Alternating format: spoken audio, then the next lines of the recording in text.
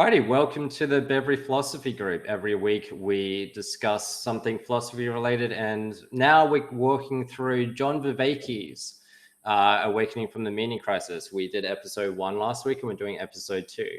So, if you're interested in this stuff, this one is specifically more about psychology. It's as if Sam Harris and Jordan Peterson merged together and then created someone who is very scientific, very good on history, very also from a Buddhist perspective, but very much caring about personal development. And this lecture was all about Peterson's kind of shamanism, but more about the behaviors than how it interacts with the flow state, and then how it's happened with human evolution. So we'll be diving into that. And it was also about, how shamanism has also coalesced, very similar to last week's episode, coalesced with human progress and development as a species or society. I'm joined here today by Tyler and John, and my name is Ben. We're about to jump into it. Let us know your comments as we go, and also if you'd like to join the call. Again, anyone can join these meetings. All the details are below in the comments with all the links. You can find it again at discuss.bevry.me.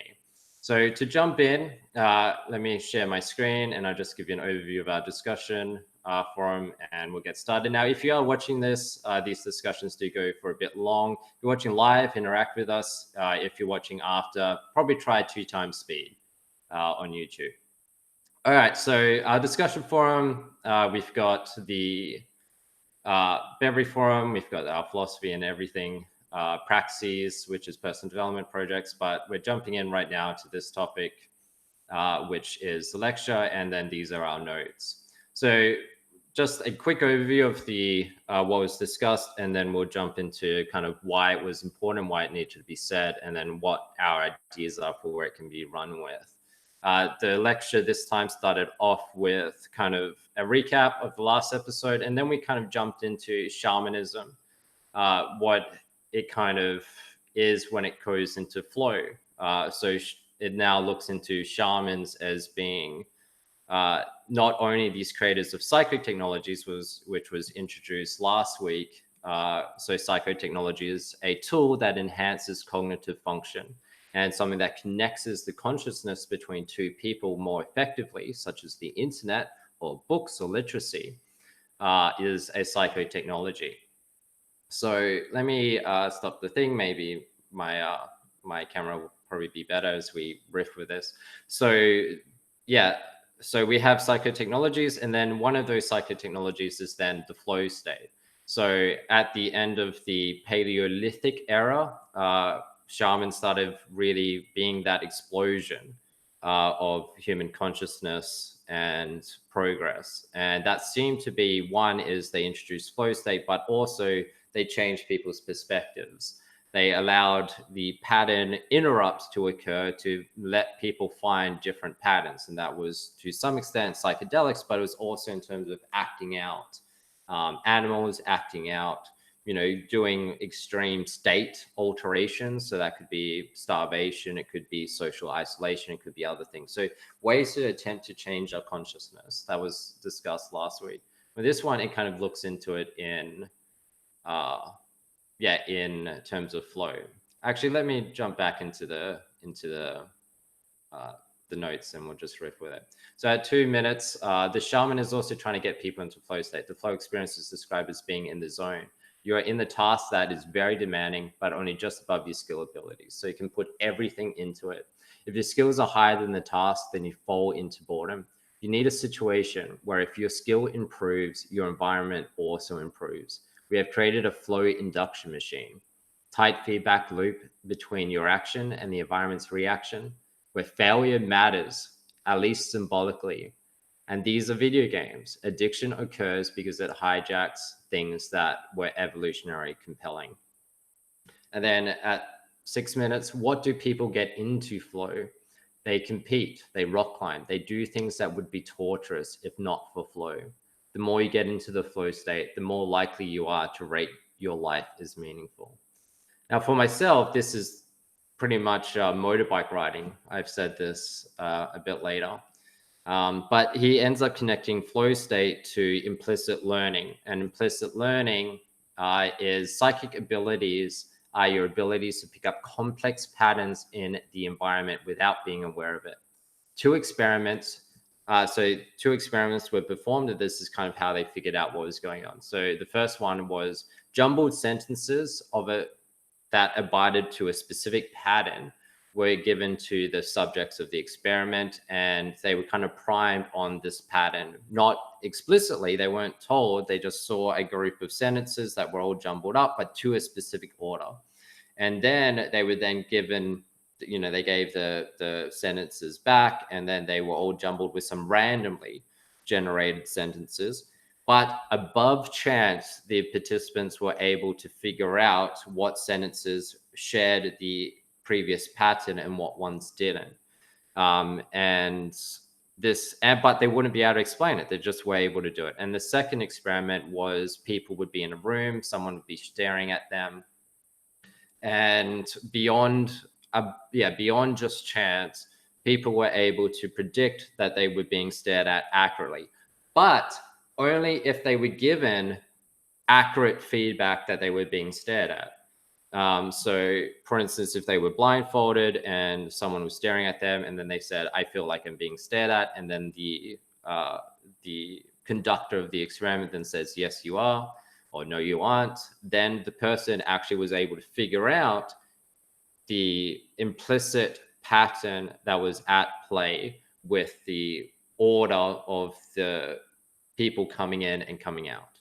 So it wasn't that they were able to actually detect people were staring at them. They were able to detect when the environment changed to enable someone to come in.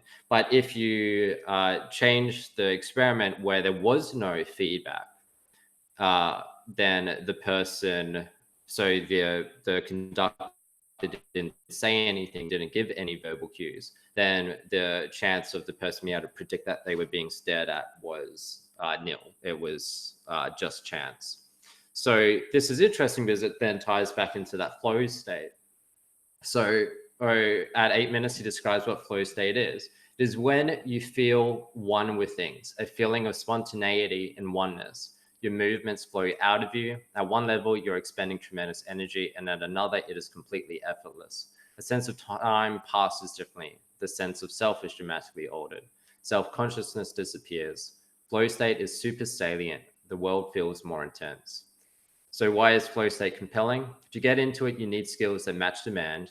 You need tight coupling between you and the environment, so direct feedback. You need clear information and costly failure.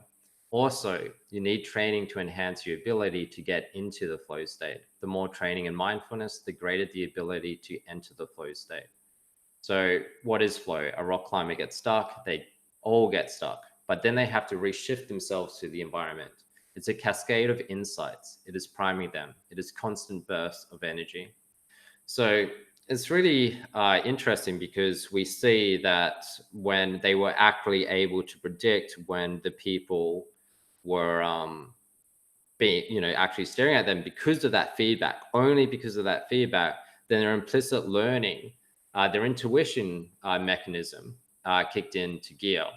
And that allowed them to kind of enter the state of flow where, it was just beyond the skill level, but there was something that really offered that ability to jump in.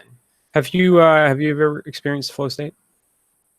Yeah, every time I hop the motorbike, or when you finally get some good programming things to do, or if you're dancing and you actually sometimes do it, or if you're having good sex, those are generally. But the most reliable way I found is running, video games, and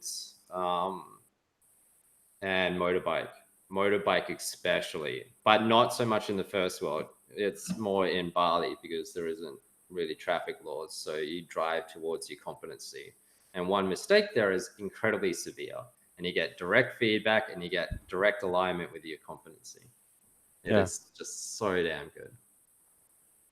It's like it's energy and motion, right, without interruption, without like catastrophic interruption of that. And like motorbikes are a great example, right? When you're just weaving into the turns, and you can feel like as you push on the handlebars, how it leads the bike. Yeah, that constant feedback that you're getting from the world that isn't happening in a chaotic manner, but in a consistent, expected pattern. Yeah, it's motion, it's life, man. That's life. It feels really good, and I think everybody just kind of recognizes that. It seems to overlay with just motion in general in the animal kingdom. Right, you can see the way that efficiencies work in body plans, right? The way that fishes and scales work, and the way that things are attempting to flow, right? Attempting to move as efficiently as they can. The way that lizards slender down, just all sorts of things that are always changing to make it easier to maneuver through the environment. It's very fascinating. But I'm curious about flow in conversation, actually. I'm very curious about that, because it seems like if you can engender flow in a conversation, it's demonstration of coherence, of resonance with that individual to some degree, right? That you're getting a free exchange in return, a call in return. And I think usually in argumentation or debate, you're ending up with a lot of these kind of combative, catastrophic collisions, the turmoil. But the flow state, right, would be characterized by this pleasant back and forth, like a volley. And that's why, yeah, I guess that's why we're doing part of this project that we're involved in here. But I think it's a key to working out all this crap we got. What else? I mean, what else do we have to do right now? Jump out of airplanes? Climb rocks? Get addicted to video games. Get it? Yeah, YouTube, whatever. Or YouTube. Man, YouTube. I love the yeah, that's true. I love the simplicity of the flow state. There's like a few diagrams online of it, but it's just such a simple and easy graph of challenging on like the more challenging a thing is that exceeds our skill level, the more anxious we'll be from being in too hard of an environment to work within. Whereas if the challenge is too little compared to our skill level, then it'll just be a boring kind of commonplace regular interaction.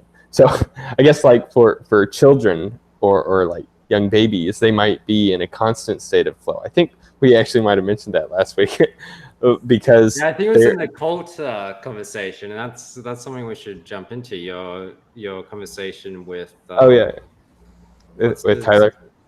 No, or which, 2 weeks back. The guy's been part of all the different cults. Oh, Nick. Oh yeah. Maybe. Oh yeah. I think you're right. It was then. But yeah, so for a baby who's has a very low skill set, just being able to walk or stand or recognize figures would be an extending of their own capabilities, and I would imagine being kind of inside that flow state. And so yeah, that's kind of the thing, trying to be like walk that line between surpassing your current capabilities, your current skill set on a project that is just barely outside of your well, okay, let me try to refine that just a little bit, because I think it's not necessarily just about pushing boundaries there. And I guess I haven't looked at the source material for Mr. whatever, right? I don't know exactly what he's teaching, but like Ben mentioned, running. The flow state can be engendered in running, and it's not necessarily about pushing this strict boundary or finding out what your limits are, but it could even, it seems like the very activation of the network of musculature involved in each propelling forward step, right? There's an element of effort It's hard work, right? And so even summoning that effort of hard work also, I think, primes part of the reward expectation system. And if there's some anxiety for being tired and whether or not you're going to have the energy to go, maybe it's also it's starting to go down into other regions. But you see how you can kind of see how these various regions start to interplay and start sending these signals back and forth. And I guess it depends a lot on the specifics too. So when I run, if I were to run, just because of the condition of my body, it would not be, there would be no flow state, right? There would be there would be no expectation of flow. So there are these. It would be the waterfall or the rapid state. Yeah. It would be like white water rapids. Yeah. Tumbling downhill. No, so and this is another thing, right? So to tie into the flow state and conversation, when you come to someone speaking a different language or even speaking at a different pace, so when you are a waterfall and they're just a little trickling stream, there's no flow, right? They're just smashing their face, or they're turning away that they can't take it. It's too much, or maybe you're even saying heretical words and it's causing them to blush. Like everybody has these little sets of words that trigger their defense mechanisms. Yeah. But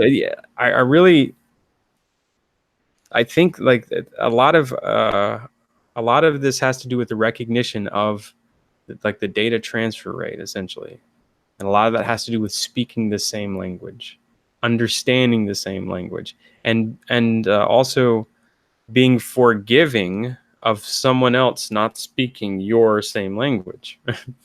It seems. Have you ever seen how people act with deaf people? They get angry at the deaf person for not understanding them. It's so strange. I mean, I know I've done this. It's just naturally like, why are you not hearing me? Right? I'm speaking clearly. It's you get angry at them for not understanding. It's very weird. Yeah.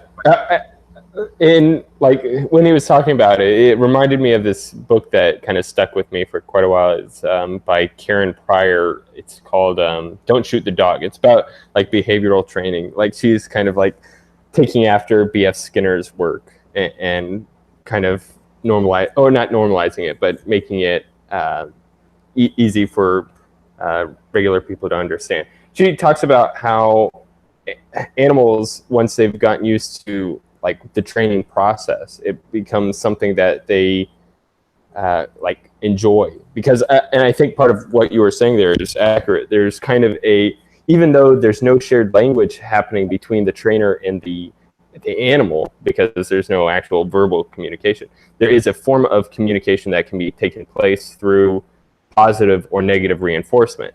So a dog does something close to what the trainer has in mind for what they're trying to get the dog to do, and then they give a treat to the dog for doing that. And so the dog recognizes, oh, by me lifting up my paw, this brings about this positive feedback from doing this. So there's kind of that ability for the dog to have this sense of understanding, similar to like if you're playing a video game and you're learning the controls, and then you realize, oh, pressing A makes me jump. I can now jump over this thing.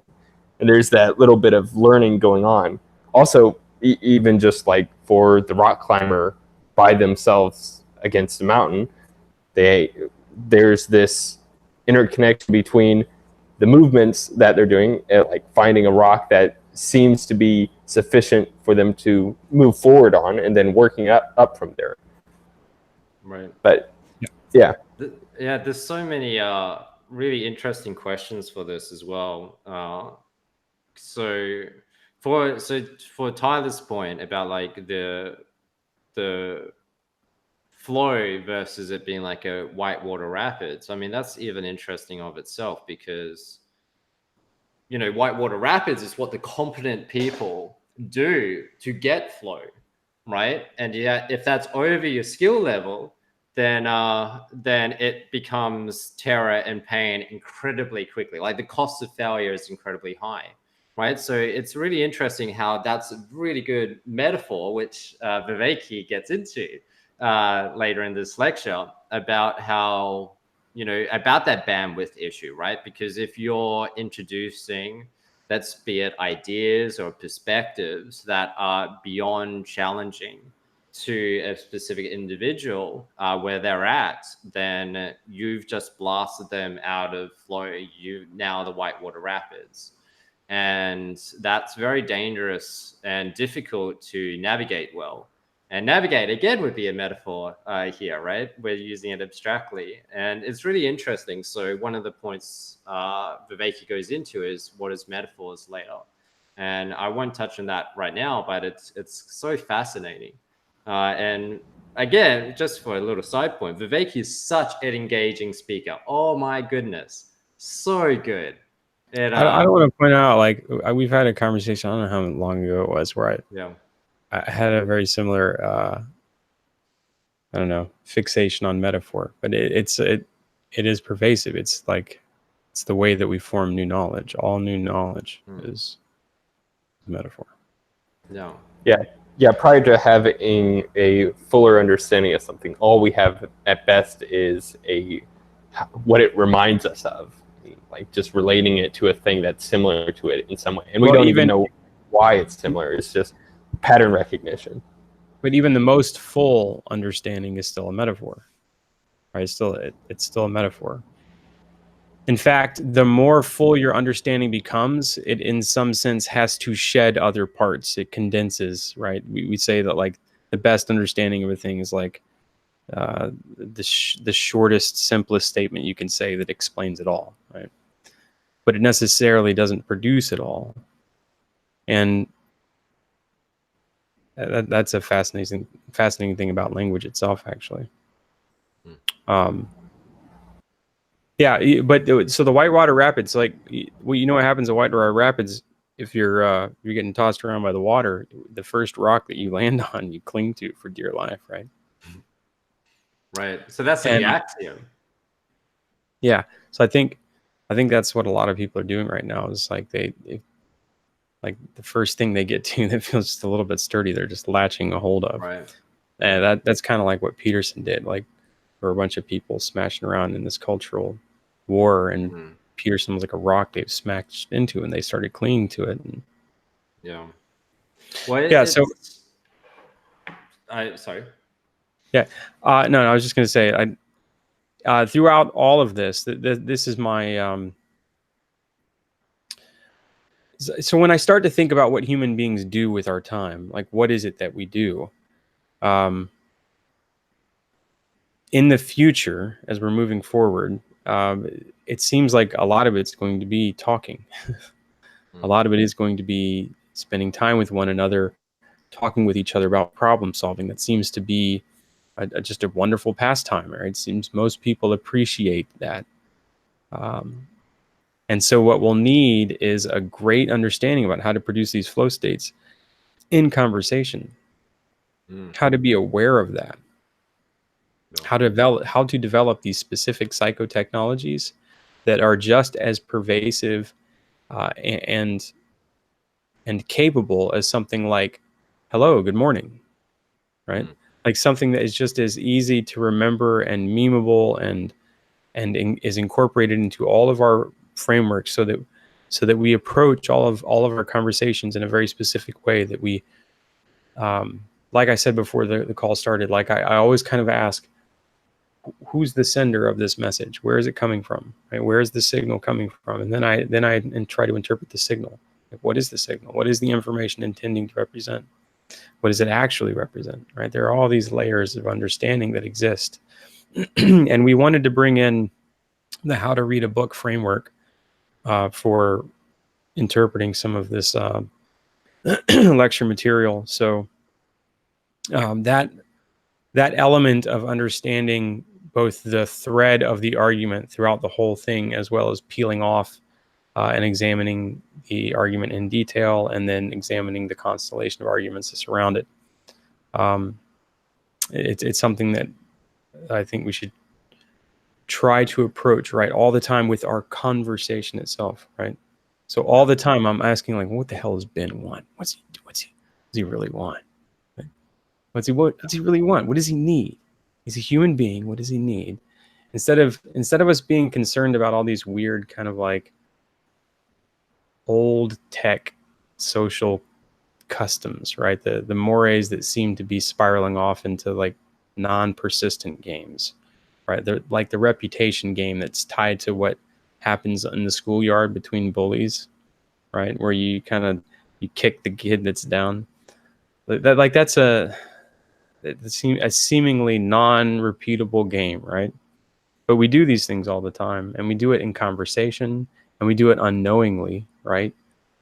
And I'm trying to pay attention to all this stuff now. It's really fascinating to catch myself doing it. But it seems like it's the new set of psychotechnologies that will help us move forward, so that we can access more deeply and more comfortably, like the really hard things that are inside us that cause us to screw up society, right? Because I always keep going back to this Piagetian notion that it has to be self-equilibration, and then family, and then society. Now, Phalanx in the chat, he brought up an interesting, I guess, parallel to the flow state in regards to what Jonathan Haidt lays out in, I believe, in his book, The Righteous Mind, but he might have done it in his previous book as well, of the hive switch. Like, he kind of has this theory that people have this capability of becoming or acting as if part of a superorganism. Like, I know in the chat we've sometimes shared like videos of sports teams doing like Haka dances. Is that what it's called, Ben? Or Tyler? Haka? Yeah. Mm-hmm. Are you talking about like the New Zealand rugby team? Yeah, yeah, like all acting in organized unison, just doing the same performances. And there's kind of similarities to those types of things in, say, like those mass churches where some sort of laying on of the Spirit will occur, and people will start to perform in waves and feeling the Spirit coming upon them, different things like that. Haidt sees this as like the hive switch turning on within people, of losing their individualistic ego sort of self and feeling and becoming part of this larger organism. And it's like, well, it's like a wiggling little antenna. Right? I don't know, like each one resonates.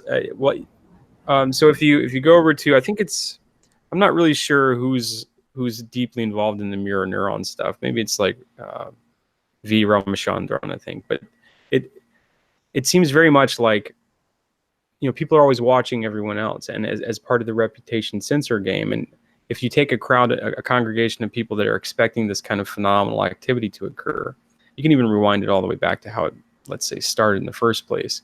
So let's say some preacher's at the front on the stage, and he's going to speak in tongues. So he does this weird thing where he starts going, la, la, la, la, la, la, la, right? And the people in the crowd respect and like the preacher.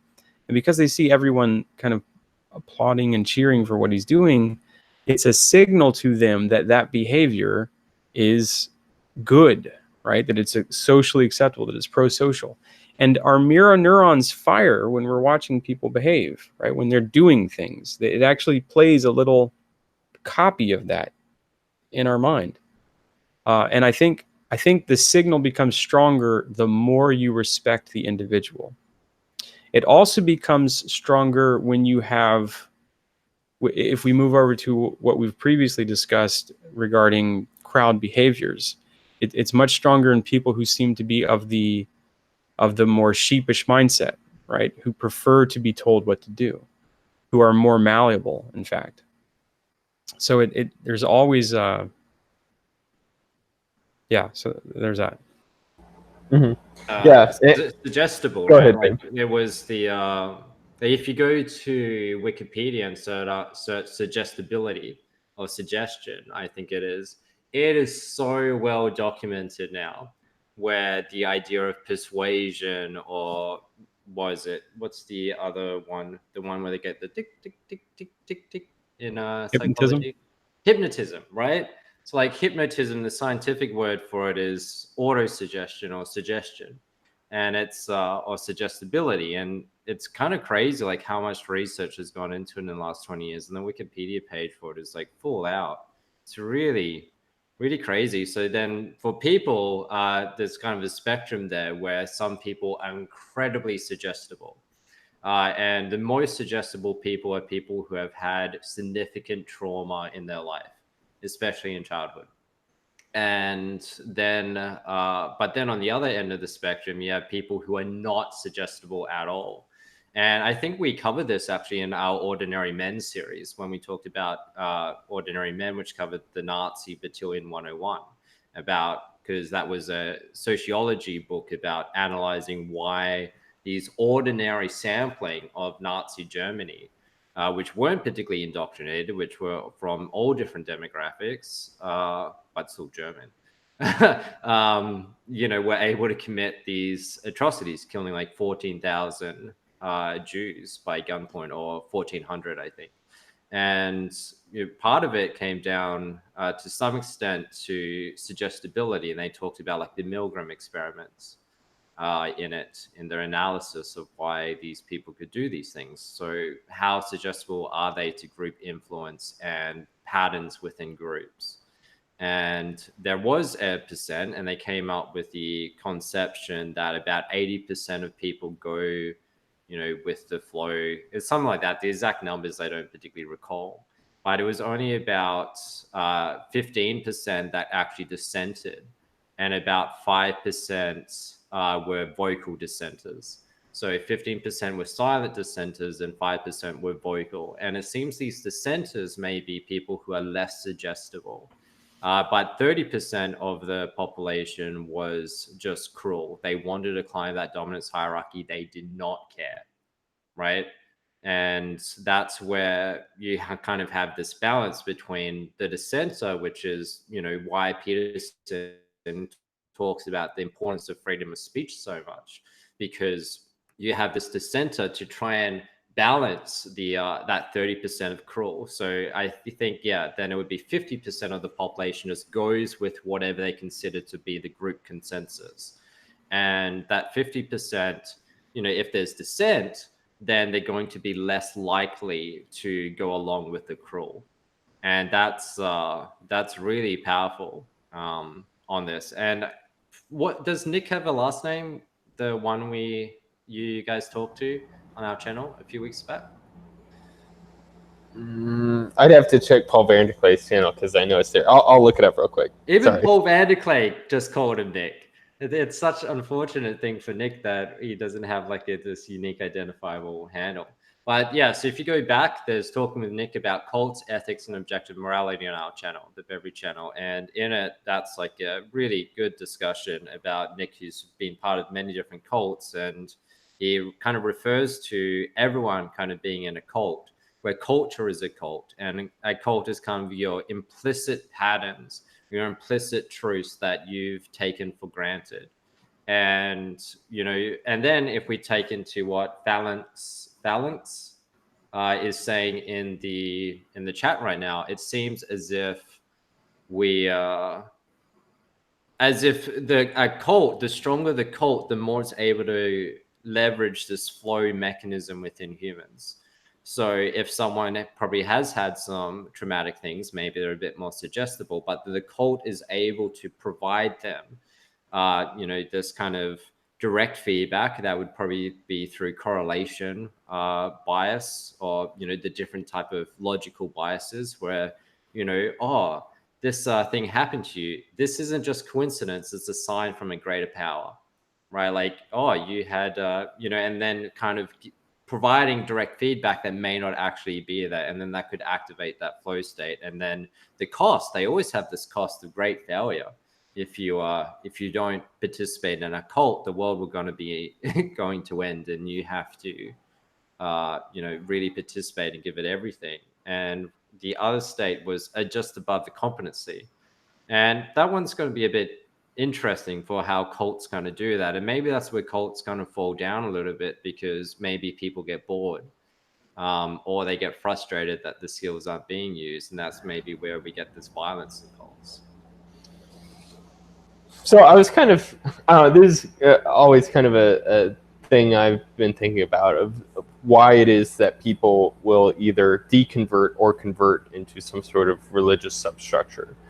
And it seems like it's related to whether or not the needs are being met from within, or it's not even just needs. It's also to do with, like, I think the reason people would deconvert from their substructures that they're born into is through the observation of hypocrisy, or from other needs or values not being met through the current system of thought that they have.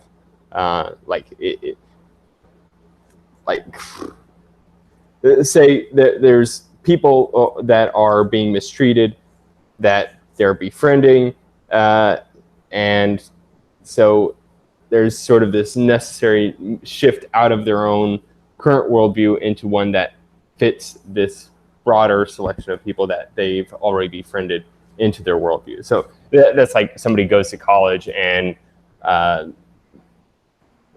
anyway, and okay, so, and I think for being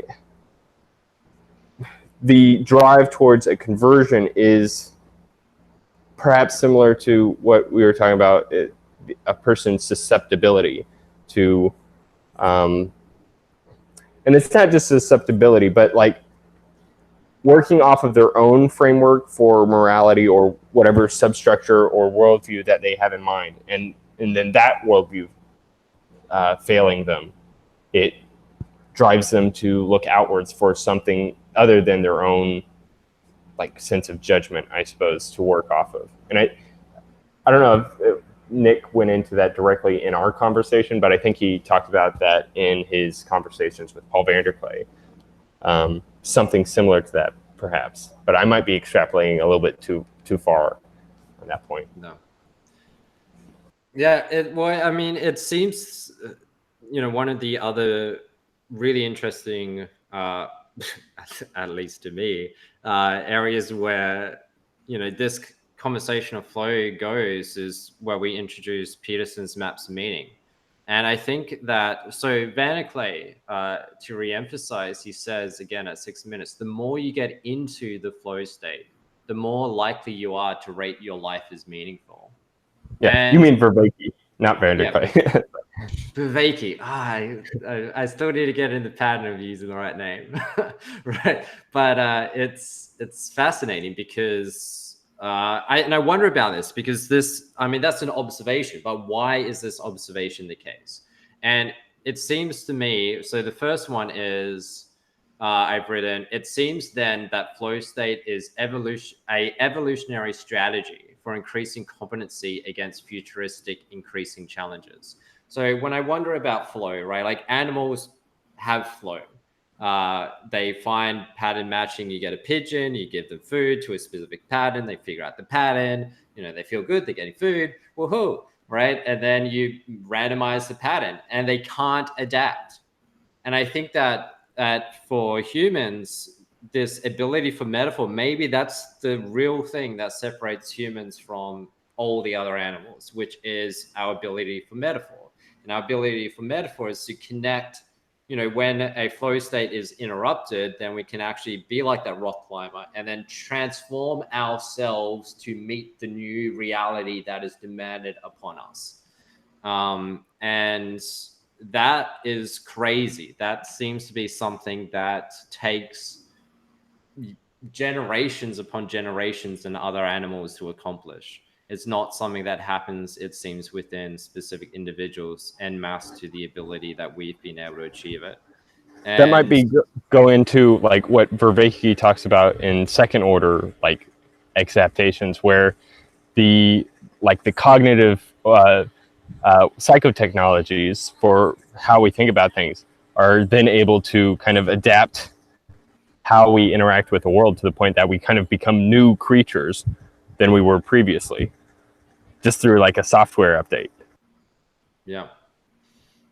This ability of adaptability. So yeah, but I think in terms of flow for humans, it's a little bit more interesting, and I think it's because, again, for that observation, the more you get into flow state, the more likely you are to rate your life as meaningful. Now, that's not necessarily saying you just become a video game addict, right? Because video games induce flow, right? Same with motorbikes. Like, I can drive my motorbike forever, but unless I figure out some type of hierarchical map of meaning, which that motorbike adventure or those video games add to a larger meta meaning, this meta flow, then I will be bored from this flow state will eventually become boring. Because we're kind of playing this game of competency or boredom and skill and feedback mechanism at so many different levels. One is like strictly the task at hand, but then, as Peterson says, like, what is a good me? Like, what is a good Ben? And so you have, be good. And then it'll be like, okay, well, good person, good to friends, good husband, good, all the rest of the things, good father, a good brother, good son. And we have all these different games that we're kind of playing. So the job or the task at hand that is going to be the most meaningful, the most flow inducing, will be the one that has the most Peterson-esque meaning attached to it, the one that is the most meaningful to us. Because if we're able to get that skill and that direct feedback and this kind of risk of symbolic failure to an extent, then we're kind of testing the waters of this meta narrative that we have. But I think probably with, as Vervaeke said in last week's episode that we covered, that there's a meaning crisis that is occurring, and that's leaving people, I guess, with these false senses of flow. And we're craving flow, but and social media and technology has given us flow en masse with video games. It's that we're still lacking something. We're still lacking this greater meaning. And I think then we get bored with video games. Like for video games, for me, it's like they may be entertaining for 20 minutes or so as I'm getting hijacked into that process. But I never feel satisfied. I never feel as if I've grown from these experiences. But motorbiking is a bit different because you have this exploration side to it. And I think that's where, at least for me, I've been able to tie motorbiking into this larger narrative, is this exploration. And for running, then I have meditation and I have health. I have all these other meta narratives to add this flow state of running to. Because otherwise, if I was just craving flow, then I would just do it via the easiest means necessary, which would be video games or different types of addiction. Well, so there's a really interesting, there's a really interesting framework that we can look at here. So, and it has to do with the way that the brain uses a process called recruitment. And that's where it pulls in other regions of the brain to feed one particular region, let's say. Right? So let's say there's a pattern that you associate with the idea of running, exercising, and you're enacting that pattern and it's utilizing this certain circuit. You're also saying that there are these motivations that encourage the running to happen. And that sounds like the running is a loop that is recruiting motivation from like right hemispherical kind of broad, socially oriented, emotionally mediated value judgments, right? Whereas you could do something in a different direction too, where you could say, okay, I have all of these motivations and desires to do well in social status and to move up the hierarchy and to take care of myself. How do I do it? And then from that position, create some structure. And so you come up with the idea, running. And so now this is recruiting running rather than running recruiting that. I think this crucial this kind of crucial distinction between the method or the order in which you develop these processes matters for certain people. And I think it happens, it matters for people when they get stuck in, when they feel like they're in a block. I think it's because they've reversed the order for whatever reason their brain happens to prefer. But that, again, this is a flow state thing. This is and I think really what flow is measuring is just, if you go back to the description of it, it's something like all positive. If we tilt your camera up, we can't see it. It's good vibes only, right? That's the flow state. It's good vibes only. And that seems to be that your conscious awareness is predominantly located in regions of the brain that are associated with good vibes. And that is something like neocortical, prefrontal. It's actually maybe some new information is showing that it's hypofrontal, so it's lessening the frontal, but it's regions of the brain lighting up that are producing good feelings, dopaminergically mediated, serotonergically mediated, like activation of the brain that not only does that, but also activates increased blood flow to the brain. Okay, increased hormonal production. If you're running, you're actually, half an hour later, you're starting to produce BDNF, right? Brain-derived neurotrophic factor. So you're starting to produce greater and more structure in the brain. It's starting to increase neural structures and networking. All of that's happening. And at the same time, you're not paying attention to the other neurosis-associated, socially mediated nonsense. Like, you're not saying to yourself, gosh, I hope they're not thinking I'm silly in these running shorts, right? I hope they don't think that my run is like looks weird. All of those things. Well, that's also exactly. Because they increase that chance of failure. Like the more that you're out of the flow state of running, the higher chance of failure goes, especially competitive running. Like, well, I think just the addition of that other part of the brain is. So the way that I see consciousness now in terms of the brain is just whatever you're experiencing is like the highest powered signal at the time, something like that, right? Whatever the highest signal strength is at any given moment in certain regions, that is your conscious experience. So it's predominantly located in the extraordinarily overpowering visually mediated processing of information. And then secondarily, things like orally, and then we have like proprioceptive stuff and gut and all that, right? But and then emotions are very dominant. But yeah, there was an idea I didn't want to let go. Okay, so when I was talking about flow and conversation before,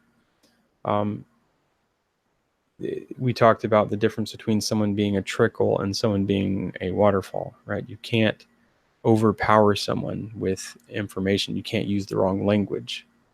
But if we bring in the idea, if we bring in the piece of it about implicit learning and the way that the right hemisphere has, well, at least from the way that I see it, and probably McGilchrist's work is saying, is that the right hemisphere's extraordinary capacity to notice patterns, like the example of the "are people watching me" thing.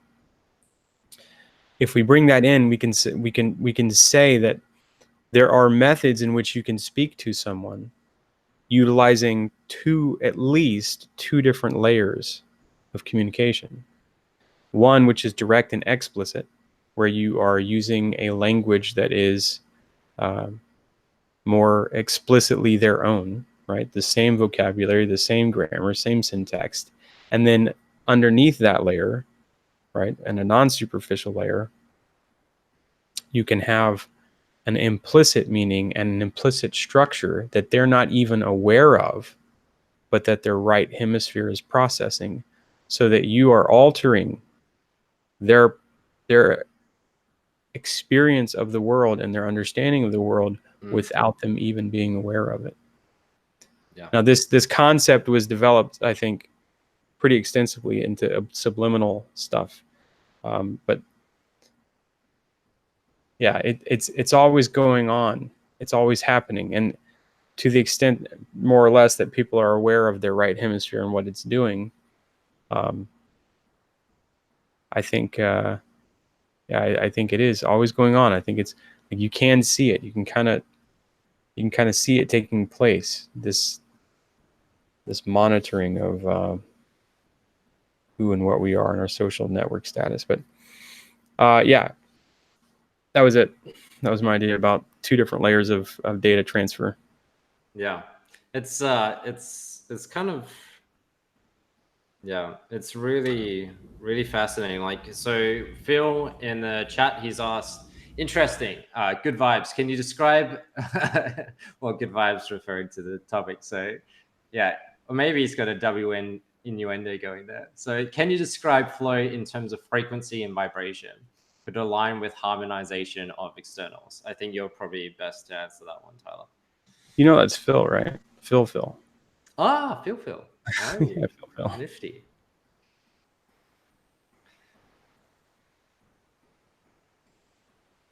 You want to take a stab at that one? Oh, I thought he was directing it at you, Ben, because he said good vibe. Wait. Phil, what are you saying? Good vibes. Yeah.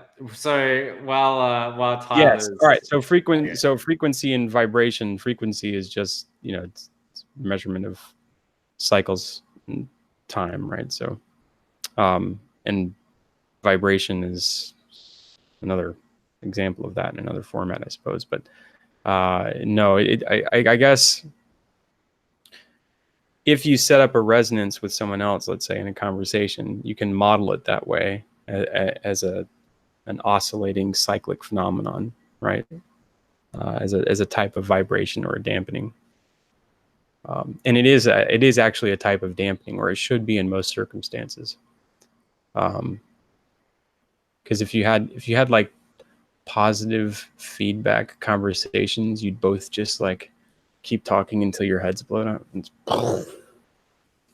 At some point, you actually have to break away. See, we don't ever think about things like this, I guess, but I end up going that direction. But yeah, at some point, you have to leave a conversation, right? At some point, you have to walk away.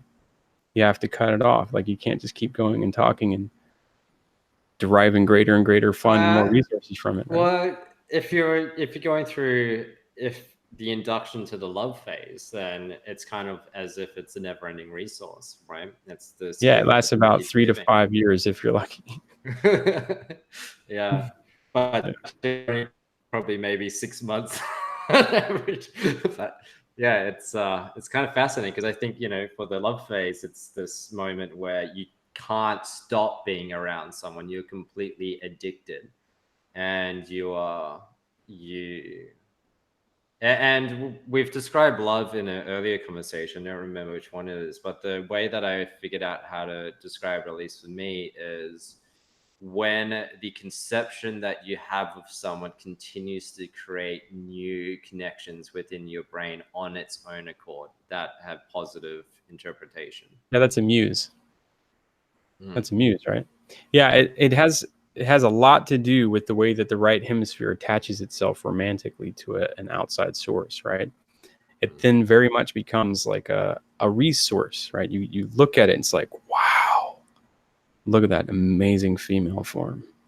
That is the most wonderful form I have ever seen in my life. Every word she speaks is golden, tinkling bells. It's like the tinkling water in a fountain. It like everything changes. The salience of it completely changes, and that is a representation, I think, of the flow state of this extraordinarily large and deep and old structure of how reproduction works. Right?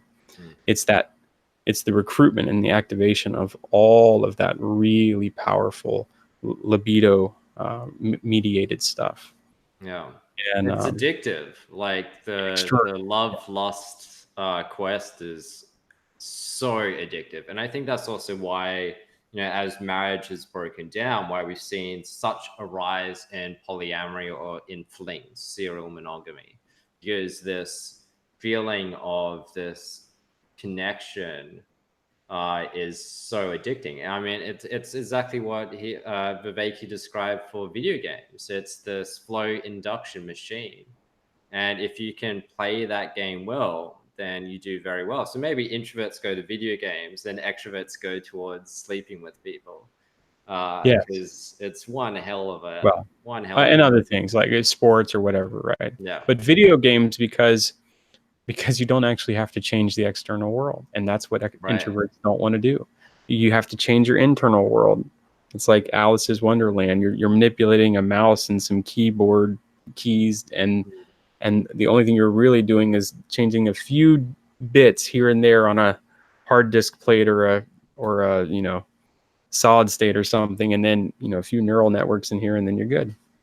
Yeah. It's the introvert's perfect paradisiacal dream. Yeah. And then which is sad because it's so addictive. It's really fascinating, like the way that this mechanism has been exploited or abducted by these modern technologies.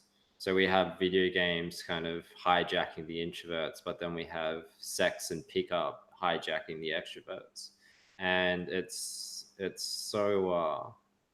Well, so you have crazy. porn addiction hijacking the introverts too, right? Yeah, for sure. So sex is getting everybody. Well, I mean more in terms of like the desire to go out and do the whole flirtation. Like flirting is one hell of a drug. Well, introverts do it too if they can. Have you ever been to BlizzCon? So. Yeah. But it's or a Magic the Gathering game or whatever. But there's right.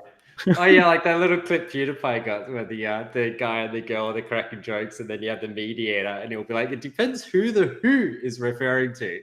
Just like boom, deadpan. Well, so in some sense, we speak about personality profile types, and we do it non-judgmentally, right? But there is a type of negative affect or negative association to some of these things, which is why Kathy Newman and the ilk reacted to women being neurotic, right, in a bad way, right? It's and to be an introvert is seen as bad to an extrovert. This is like the jock looking down on the nerd, and to be an extrovert is crude and brutish to an introvert. It's the nerd looking down on the jock. Like, it's all very archetypal, and we end up doing it no matter what roles we're falling into in modernity, be it the jock and the nerd, or prehistoric, the dude outside the cave and the dude sitting by the fire in the cave, right? Yeah. So I feel like in society, if we can find a way to alter the exchange of information, of data, of social flow back and forth between these kind of disparate groups, we can do a lot of really good work. And that's what I mean. So if instead of the nerd hating the jock and the jock hating the nerd, you flip the polarity of that emotional affect, of that experience, and now they look up to one another, like, how cool would that be, right? No. And when you see, it's funny because if you tell a story, you actually have these stories in popular culture, by the way. If you tell a story where there's a group of bullies and there's a nerd, and one of the bullies breaks off from the group and comforts that weakling or the nerd or whatever, right? I'm using nerd. No offense to nerds, by the way. I'm probably classified a nerd by many people. Well, I really see it's quite interesting now. Like nerd, some people still find, like, I think our generation is like the last generation to find nerd offensive. Now it's like this emboldening. But we're ensconced in the digital landscape. Like if you go to the middle America, older generation, or even like Western Australia, let's say backwards, like very different ideas still of what is acceptable. So if we can do that, if we can find a way to get the two groups that are most extremely opposed to each other to find the virtues of the other side, right? And in that reversal of vice to virtue, find in them a resource, a generative resource, rather than a kind of competitive or type of friction in the environment. I think we're moving towards what is what is the type of game that we can more persistently play, right? That we can keep going into the future and enjoy playing. And that also is tied up in this larger economic game between the economically powerful and the economically weak, right? It's the same kind of thing played out on the larger stage. And the exchange of resources between those two camps is very similar to what I'm talking about in regards to bullies and nerds. So. Right. I've just realized my audio is so quiet. Let me see if I can make this a bit louder. Alrighty. It seems pretty much all right. Alrighty. One thing. Oh, you want to go ahead? No, go, John. All right. Yeah. One thing as kind of like my takeaway of like what I wanted to implement from this lecture into my own life was trying to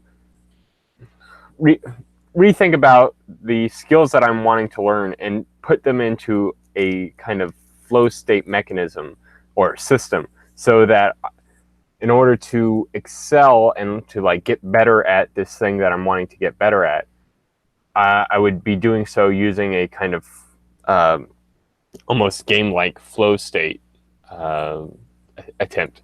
So I guess creating, I don't know how exactly, but that was at least a desire I had of gamifying in a way the different skills that I wanted to get better at through the use of the like flow state graph that he shows at one point, of like considering what is my current skill levels set at, and what are the challenges that those skill levels could meet, and what is something that is just sufficiently past my own skill set that I could excel myself at in order to meet those, and then kind of build up from there some sort of attempt at, I guess an attempt at charting my progress, and hopefully doing so in such a way that also rewards somehow incentivizes those shifts and that progress being made, rather than me just kind of doing it for no reason at all other than my own desire to do it. Well, we talk about flow a lot, but it's also the case that collisions do occur, friction does occur, and sometimes it has to occur. And I guess you can think of those as... Yeah, that's true, because like Dark Souls is one of those super popular games and that's like a game entirely built up about dying in the game. Yeah, and frustration and I think that's part of what makes those games, I guess, so satisfying to actually beat a boss or a level in them, is because of how difficult it actually is to make any sort of progress.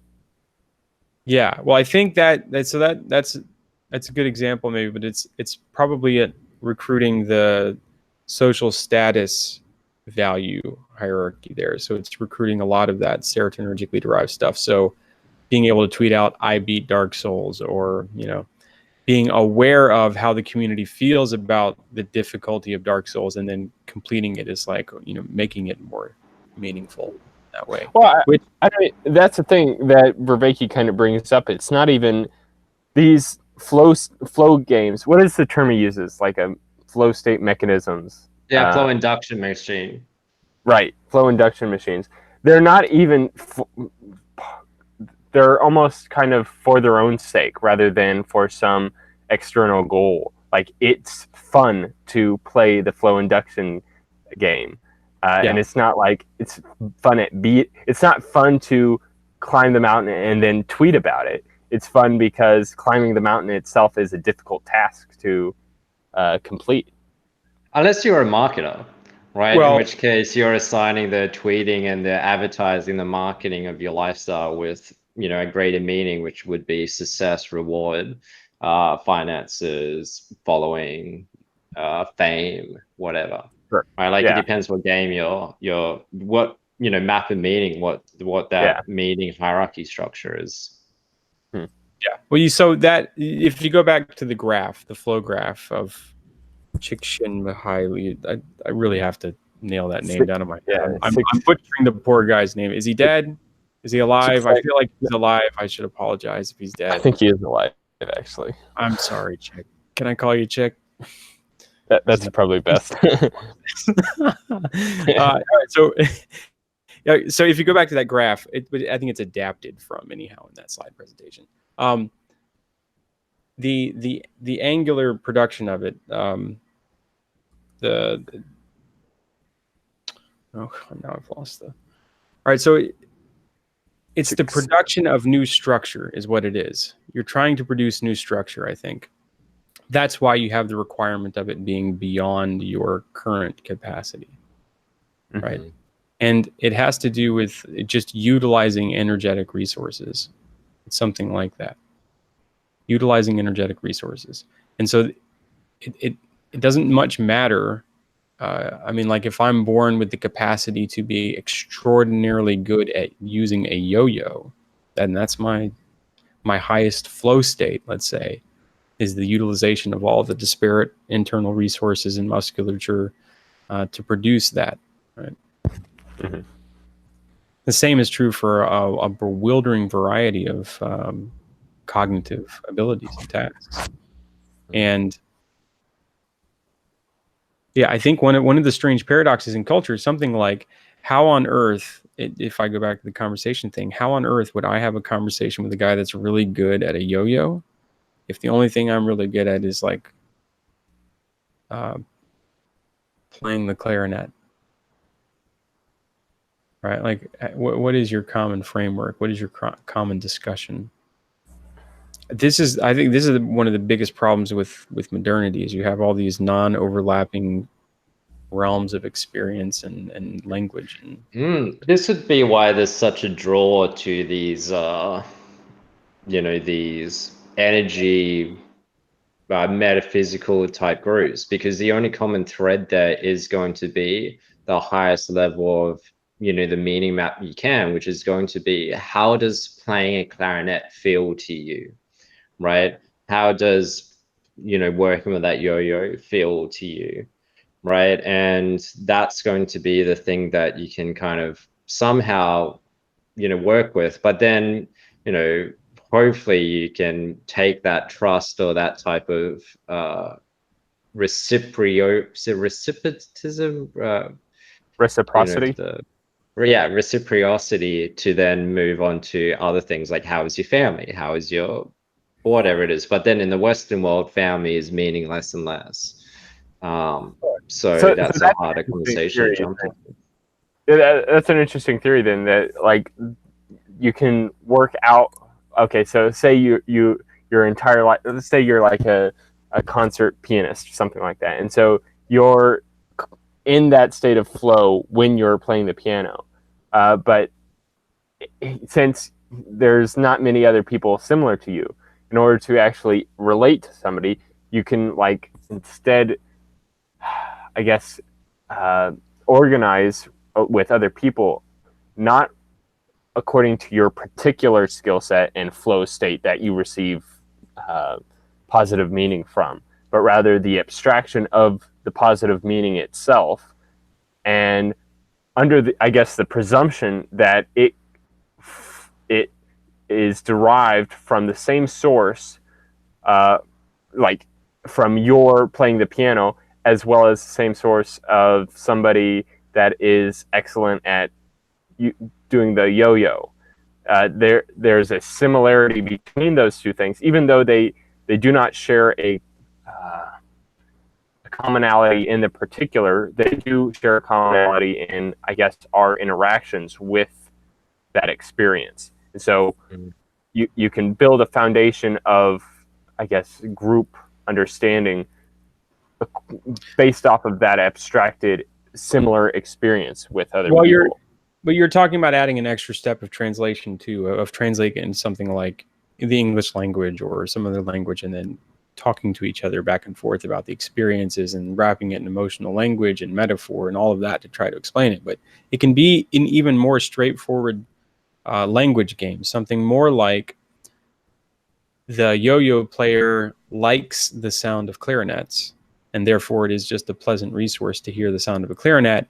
And the clarinet player likes has a very attuned visual element, so they like to see the yo-yo doing all the movements, right? And so those two individuals then have a complementarity to them, right? And that produces a flow state, even though there is an extraordinarily wide difference between like what regions of each of their unique brains are being activated. You're still getting as been said, reciprocal relationship there.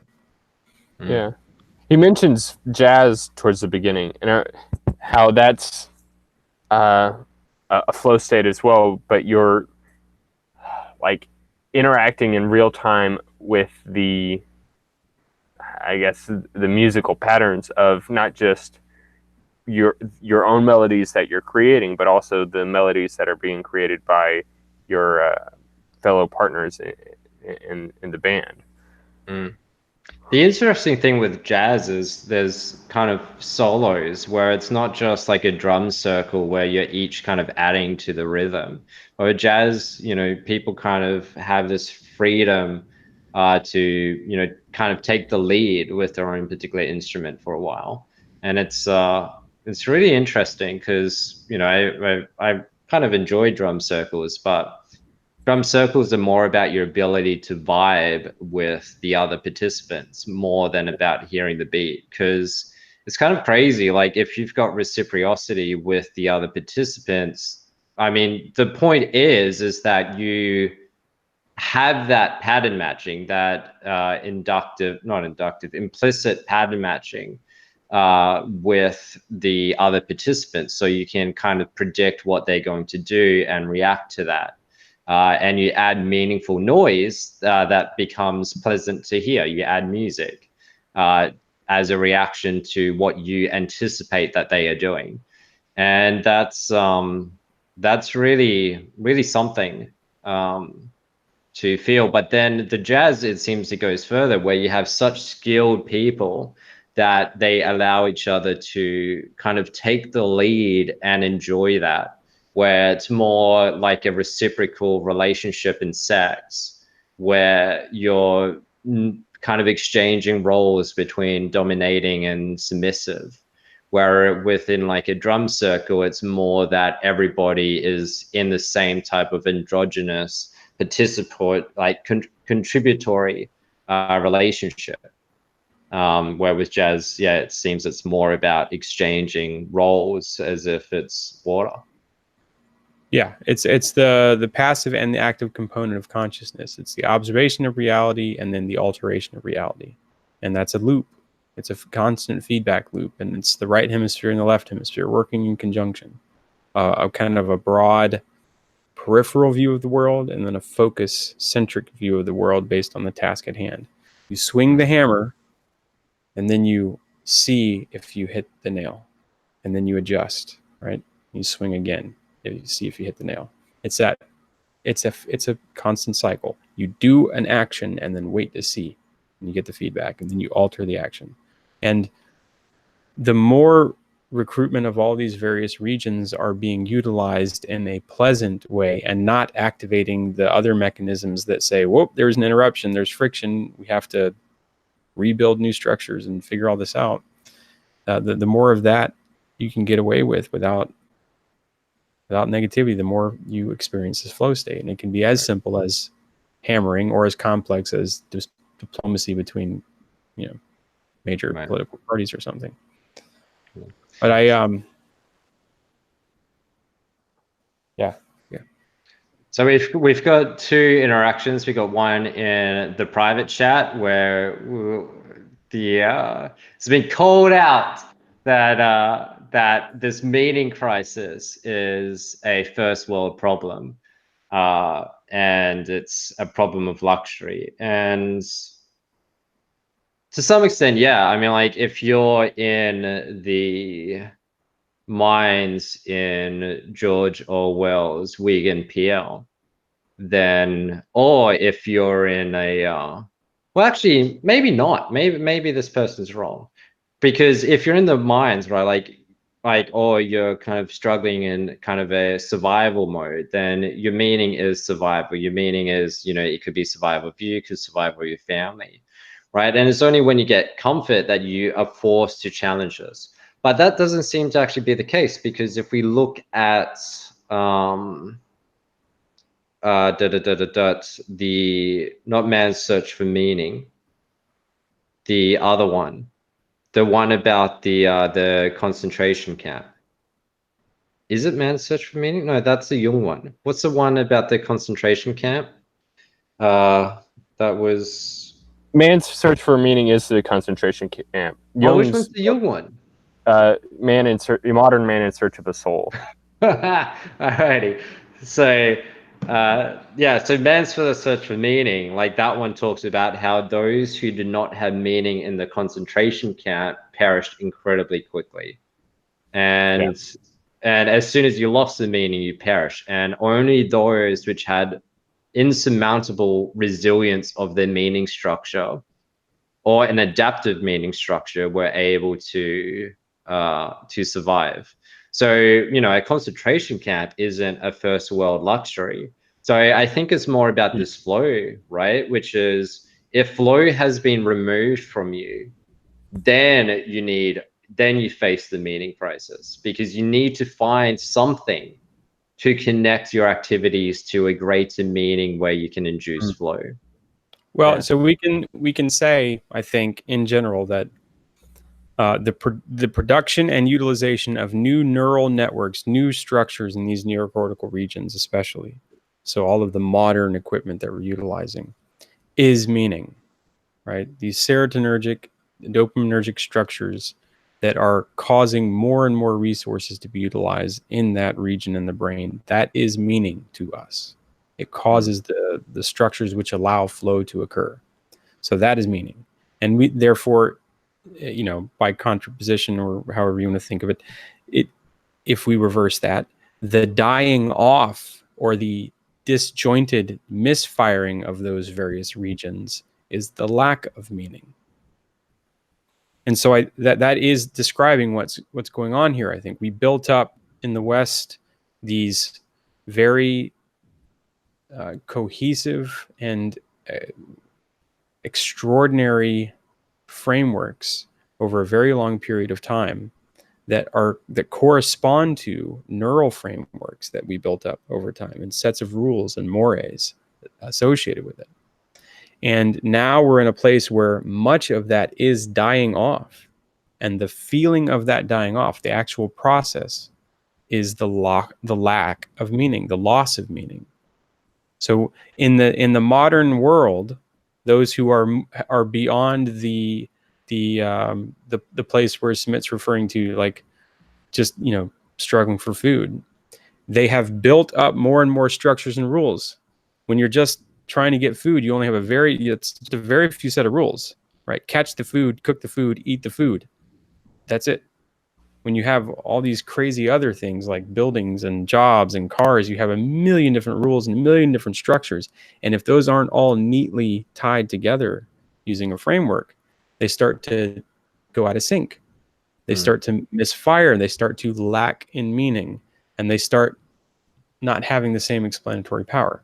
So it's not like one struggle is worse or less than the other.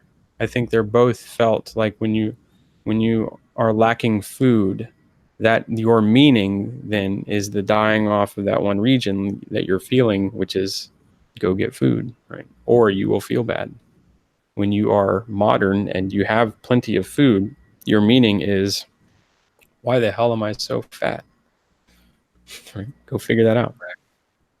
So this ties back into so actually, just before we move on, so Phil has mentioned in the live comments, so he's got circular education, have the strengths train the weaknesses until all is strong. Appreciation of the craft. What about fear as a flow state? And apathy, it's palpable.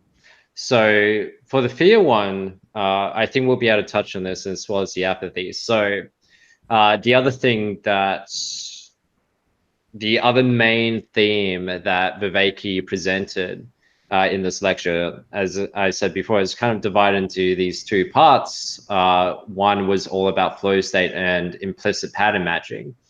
And the other one was more about the axial age and this very transformative part of humanity, where, so it seems that, so at 43 minutes, it seems there was another great change around 800 to 300 BCE, the axial age, such that we connect to those. Okay, I won't read the notes, but the thing is that so what happened was there was a great collapse of all of the world's major civilizations, and it was incredibly severe. And I never even knew this thing kind of really happened. I didn't know that it was so severe. So Vervaeke says, this was the greatest collapse the world has ever known. It is a greater collapse than the fall of the Roman Empire. More cities and cultures disappeared than ever. The greatest collapse of trade and literacy. It is the closest thing humans have ever experienced to an apocalypse. It was a dark age. The great civilizations failed and left the smaller tribe-like societies, putting great pressure on the need to adapt. The bottleneck was adaptation. People became more willing to experiment, to try new forms of social organization. Importantly, they started to invent new things, including psychotechnologies, things that link brains together, or something, be it a practice that increases cognitive function. It seems a new kind of literacy was also invented then, one that was orders of magnitude easier to learn than the past, where before literacy was a job. That's where words like scribble comes from being a scribe, because it was so rare and so hard and so tough to do. It was a job. So what was invented was alphabetic literacy, which is a much more effective psychotechnology. It's easier to learn, it enhances your cognition better, and everything gets magnified tremendously. The number of the literate expands. And so this kind of collapse is interesting because it kind of bridges this gap to this point about the third world and the survival mode versus the first world and this comfort mode and this meaning crisis, or more specifically, because it's kind of interesting, right? You think of like the Walden, Henry David Thoreau's Walden, right? And it's such a simplistic lifestyle. And that's one of our greatest, at least for me, like, one of my things that prevents me from going Amish or Quaker kind of thing, which is that I just feel I would be unbelievably bored living the farmer's lifestyle.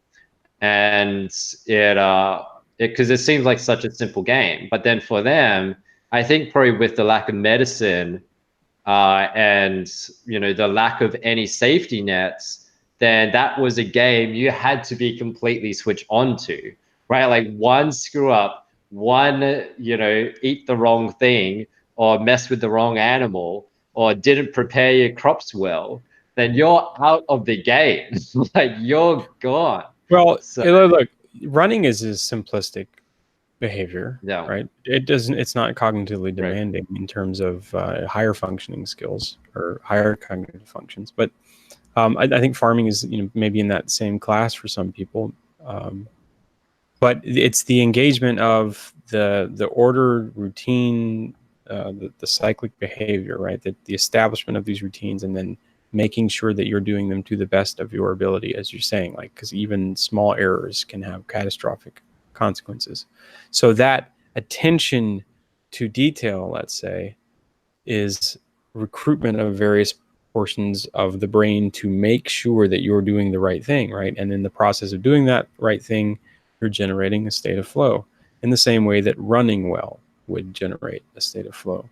So you can be a good farmer and enjoy a state of flow without it. I think what happens usually, though, is that you have something in opposition to that.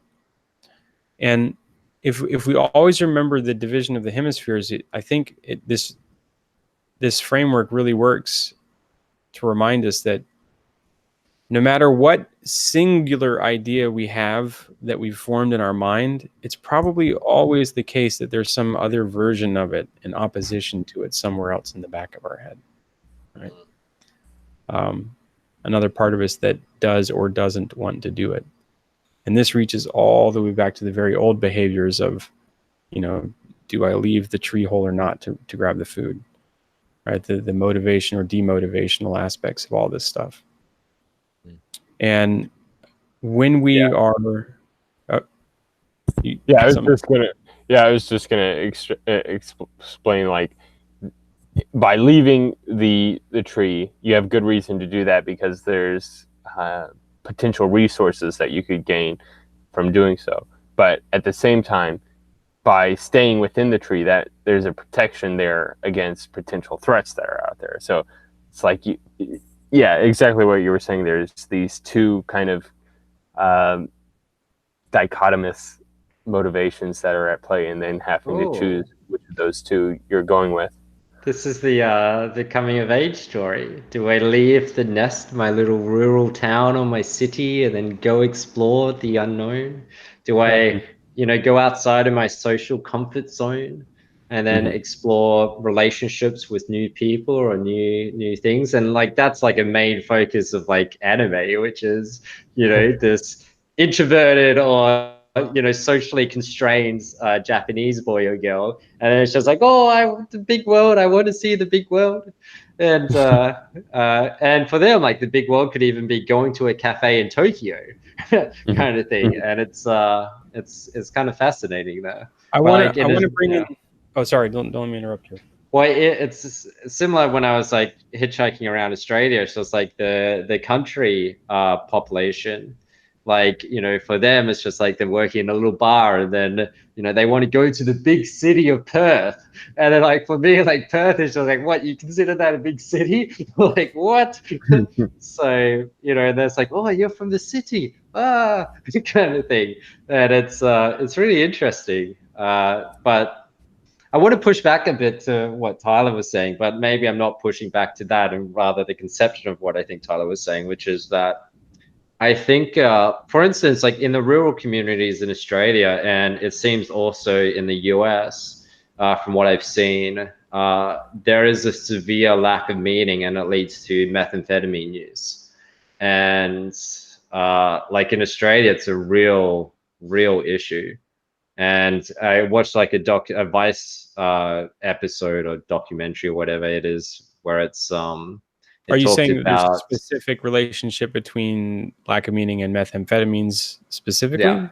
Yeah. So I think this is the thing, which is like the cost, right? Which is before you screwed up your farm and you're dead, right? And, there could also be a king or, a rival tribe who kind of tries and screws you over. There's always some type of threat.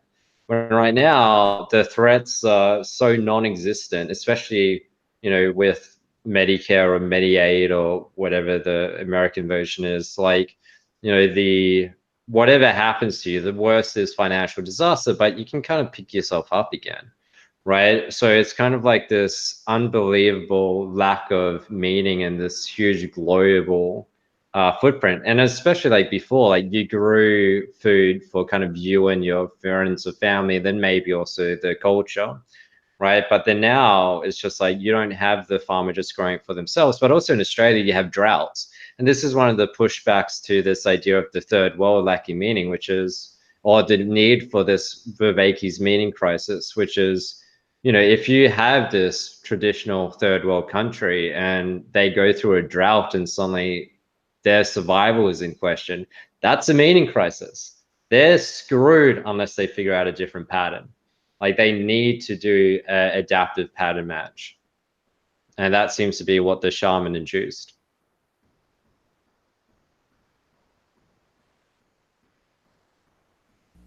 What was the pushback exactly? Okay. Well, I thought what you were saying was for the farmers, they could kind of experience flow in the same state of running. But it seems it's not particularly the case because no matter how much you're trying to pull in this meta, like pull in this meta meaning to it, the costs just aren't. No, I don't. No. What I'm saying is they are. Relax, man. Whatever. I'm not inserting this malintent. Amphetamines. Okay, it's opiates, it's alcohol. Pick it. Yeah. Drugs induce the flow state like no other, right? Yeah. Like you get it real quick, real fast, nice and easy. And I think people gravitate towards specific types of drugs based on their personality profile, let's say, their neurological makeup. So a methamphetamine addict prefers the flow state produced by methamphetamines. An opiate addict prefers the flow state produced by that, yada, yada, yada. That seems to be the case. And that's why it seems to be tied genetically, I think, these kinds of addictive tendencies like alcoholism or gambling. Like there are sets of sense input data that seem to evoke these very strong resource-driven associations, these correlations. And so you just get attached to that cycle and you can't hop out of it. But I wanted to go to that actually. So if you look at, we're talking about flow states, right? But flow is, I mean, we can kind of define it back at that pathway of traversing difficulty and skill in a cycle. But if you go back to being a child, if you look at children, the way they behave, they're let's say they're sitting at the fire with their mother and they want to go and explore and play with something they see 10 feet away, and they run over to it, and it's let's say it's a turtle, right? And its head pops out and they don't know what the hell it is, and it frightens them. So they run back to mom, run back to her him, right? And they grab a hold of her leg. And when they feel comfortable again, they'll go back out to the turtle and maybe it'll start moving and they'll freak out and they'll run back to the mom, and then they'll try again. And eventually they'll realize that it's not going to hurt them and they'll stay by the turtle. Now this process will continue for the next few years until eventually they don't run back and forth between whatever the thing is that's scaring them and their mother. And now they you can actually watch them. They'll run a few steps back and they won't make it all the way back. And they get to a process where what they've done is if you look at the way this is developing neurologically, I think what's happening is the right hemisphere it's spending most of its time learning from the mother and seeking comfort from the mother, right? These broad, deep emotional connections, these hormonally driven oxytocin-related connections. And in the presence of friction in the environment, fear, these very strong warnings, let's say, they return to this kind of home base, this right hemispherical comfort zone. And the process of maturation is the production of a set of new experiences, new phenomenological data that lets you build new structures, new understandings of how to navigate in the environment. So the very understanding of what a turtle is, the noun turtle, right over here somewhere, right? Or you know, and how it's attached in other places, let's say. But you're developing these cognitive models through experience that allow you to bring home base with you, essentially, right? Where the model that you're developing with the world allows you to create flow and maintain flow in your understanding of how to maneuver through it. And it's not always immediate. There's a lag time. This is the key idea I want to examine, that it's not that the child is immediately within a flow state the moment they pop out of a womb. It's this process. There's a gap between the exploration of the environment and the resolution, the continuous attempt to resolve that environment into a model that functions more and more efficiently over time. And that gap, that gap of sensory information and resolution is also deeply connected with addiction. Right? It's the gap between initiation of desire and consequence, right? Because that is truly the problem with people that term themselves addicts or that we call addicts. It's not that the induction of the flow state is the bad thing. It's the ancillary problems, right? It's the loss of job and the loss of relationships and all. You know, if heroin didn't do that, nobody would care. Didn't kill you, nobody would care. But yeah, the very fact that drugs produce these states so quickly, so easily, with no lag time, is part of the problem. I think the lag time is is necessary for the proper production of regulatory structure. It's something like that. Rules and structure that regulates the behavior, right? That's wisdom, the production of wisdom over time. Psychotechnologies that persist as long as possible rather than short term. Because heroin, and the use of heroin, is a psychotechnology. I take this, my brain feels better, my mind feels better. But it's a very short term psychotechnology. It's not long term. Mm. And this key idea of long term and short term, I think, it's a key idea. Yeah. We also know, however, that if people have fulfilling lives, so less drawn to these type of drugs, and at least for Australian farmers, it seems maybe it's boredom, maybe. And like that's one of the other things. Like one is the costs have got a lot less of failure besides financial ruin, right? Like you're not going to starve to death, or die of a medical issue. You're just going to have financial ruin, but that's catastrophic to many people. But the other issue is it's technology has kind of made it a lot more streamlined, and you also have the I guess the meta games that you have to play is being isolated from everyone else doing this work actually meaningful in the great narrative. And maybe to some extent society's movement away from farming as being this inherently meaningful or admirable profession may play a role in that, because it's but at the same time, like you have these addictions in the upper class as well, like especially Sydney, cocaine use is very high. And I think it's like there's something at play Well, there. that's because cocaine feeds the particular regions of the brain that are associated with that lifestyle. That's what I mean. Like, the same is true for caffeine, right? Caffeine feeds almost all of the industrial westernized lifestyle, which is why it's the most widely consumed drug. Alcohol closely behind that, tobacco very closely behind that. These are stimulants and narcotics and drugs that we're using to support these neural structures and frameworks that we've developed in modernity, right? They're like bandages for these kind of wounds that we've created in the production of these new structures. Maybe not bandages. They're supplements, right? In some sense, they're supplements to the gap that we feel exists. So when you're sitting at your computer and you can't focus anymore, you drink your coffee, right? And now you are conforming yourself more fully to what the needs of the environment are, utilizing the supplement. Yeah. So I think the problem is the part of the problem is much of the economic development in the West has been driven by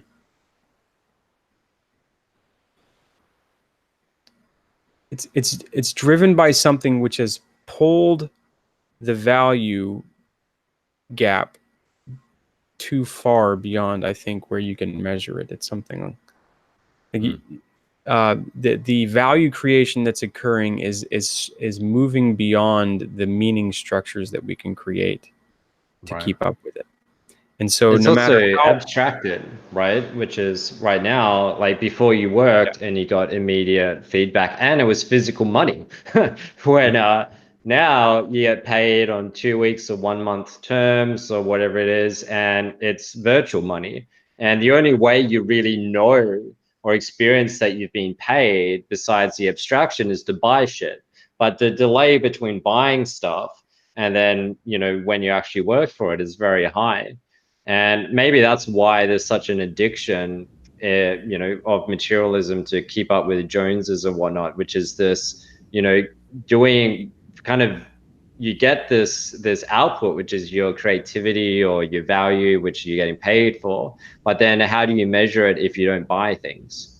And that's the feedback mechanism between the work and effort that you're putting in and what you're able to derive from that, like what the connection is between those two, is severely lacking. This is really interesting because I think what we're actually looking at here is the process which drives adaptation, and it's fascinating. But like it's something like in the jungle, if I were a small monkey, I would not look at the tiger and think, I need to be the tiger, right? I would look around me and say, I need to be more like the monkey. In a small village, if one person has a lot of wealth, I would not look at that one person with a lot of wealth and say, I need to have a lot of wealth. It's like one guy has a lot of wealth. I'm looking at the whole rest of the village, and the aggregate is, well, I'm like them. You don't have the sense that you should be like the one thing that you see. The monkey doesn't look at the tiger and think, I need to be like the tiger. But when you have, that's in the case, let's say, of you living as a monkey amongst other monkeys looking at a tiger. Now, if you adjust the adaptive valley in a strange way, let's say, if now you're living in a jungle where it's all tigers and you're a lone monkey, you start to feel a little weird. You start to think, what should I act like? What is it to be a monkey? I should be more like these other things around me, like a tiger. So you can transpose that over to the village. If you're the poor guy and everyone around you is gaining money, right? Then you have a very different view of what you should be enacting in the village and what you should be. So this is America and West in general. We've created a very different landscape of possible roles for people to take up. And so it's not just one rich guy, it's a whole bunch of rich guys or moderately wealthy people, and by historical standards extraordinarily wealthy. And so you have this wide range of things that you could potentially be, and a lot of them may or may not be good for you, right? There may not be an actual niche for you. But that back and forth change. So I mean, if you think about it over time, if you extend it over time, of things trying to be more or less like other things which are successful in the environment through either experimentation or mimicry, right? Because we know that extends beyond even the human example. Mimicry occurs in other elements of the animal kingdom, even in such strange ways like caterpillars, which mimic the shape of a snake's head on their back end as a defense mechanism. Like, how strange is that? But, yeah. So I guess that's why.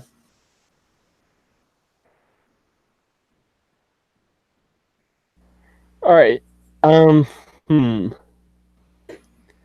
There's one other main point I think that I took away from the lecture as being most important. I think is his, and we touched on, or Ben touched on it a little bit at the beginning, the implicit learning rather than explicit learning, where through explicit learning, that's done through like verbal communication and explaining of things, how things work, whereas implicit learning is done through pattern recognition, and it's not even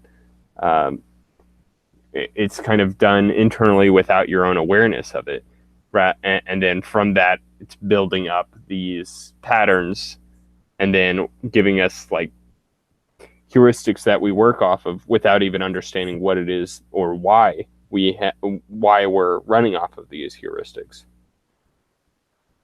But the thing that stood out for me, I think, was how he mentioned how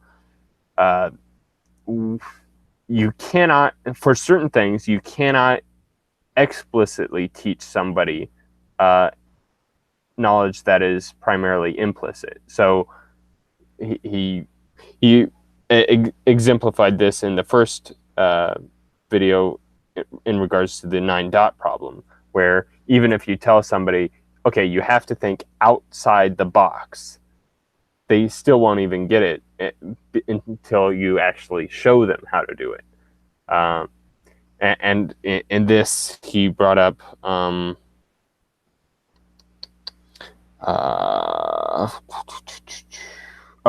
for the in pattern recognition of the strings of words and letters,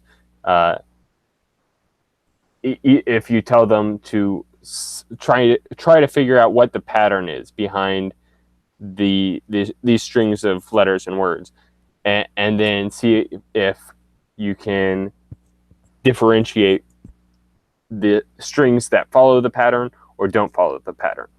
And they do worse than if they weren't told to do that, but they were just asked to, okay, is this similar or dissimilar from the previous sets of strings, random strings that we gave you? So I don't know, that is at least brings forward an interesting question as to whether we're attempting to explicitly teach a lot of things that people will need to know, when in reality these need to be learned implicitly, and like particularly a flaw with the education system that we have in place currently. So what you're saying is we need Hunger Games for children. Absolutely. I'm totally for that. I knew you were all about killing children, John. I just knew it. You found me out. Yeah. I thought for sure, the whole antinatalist thing gave him away.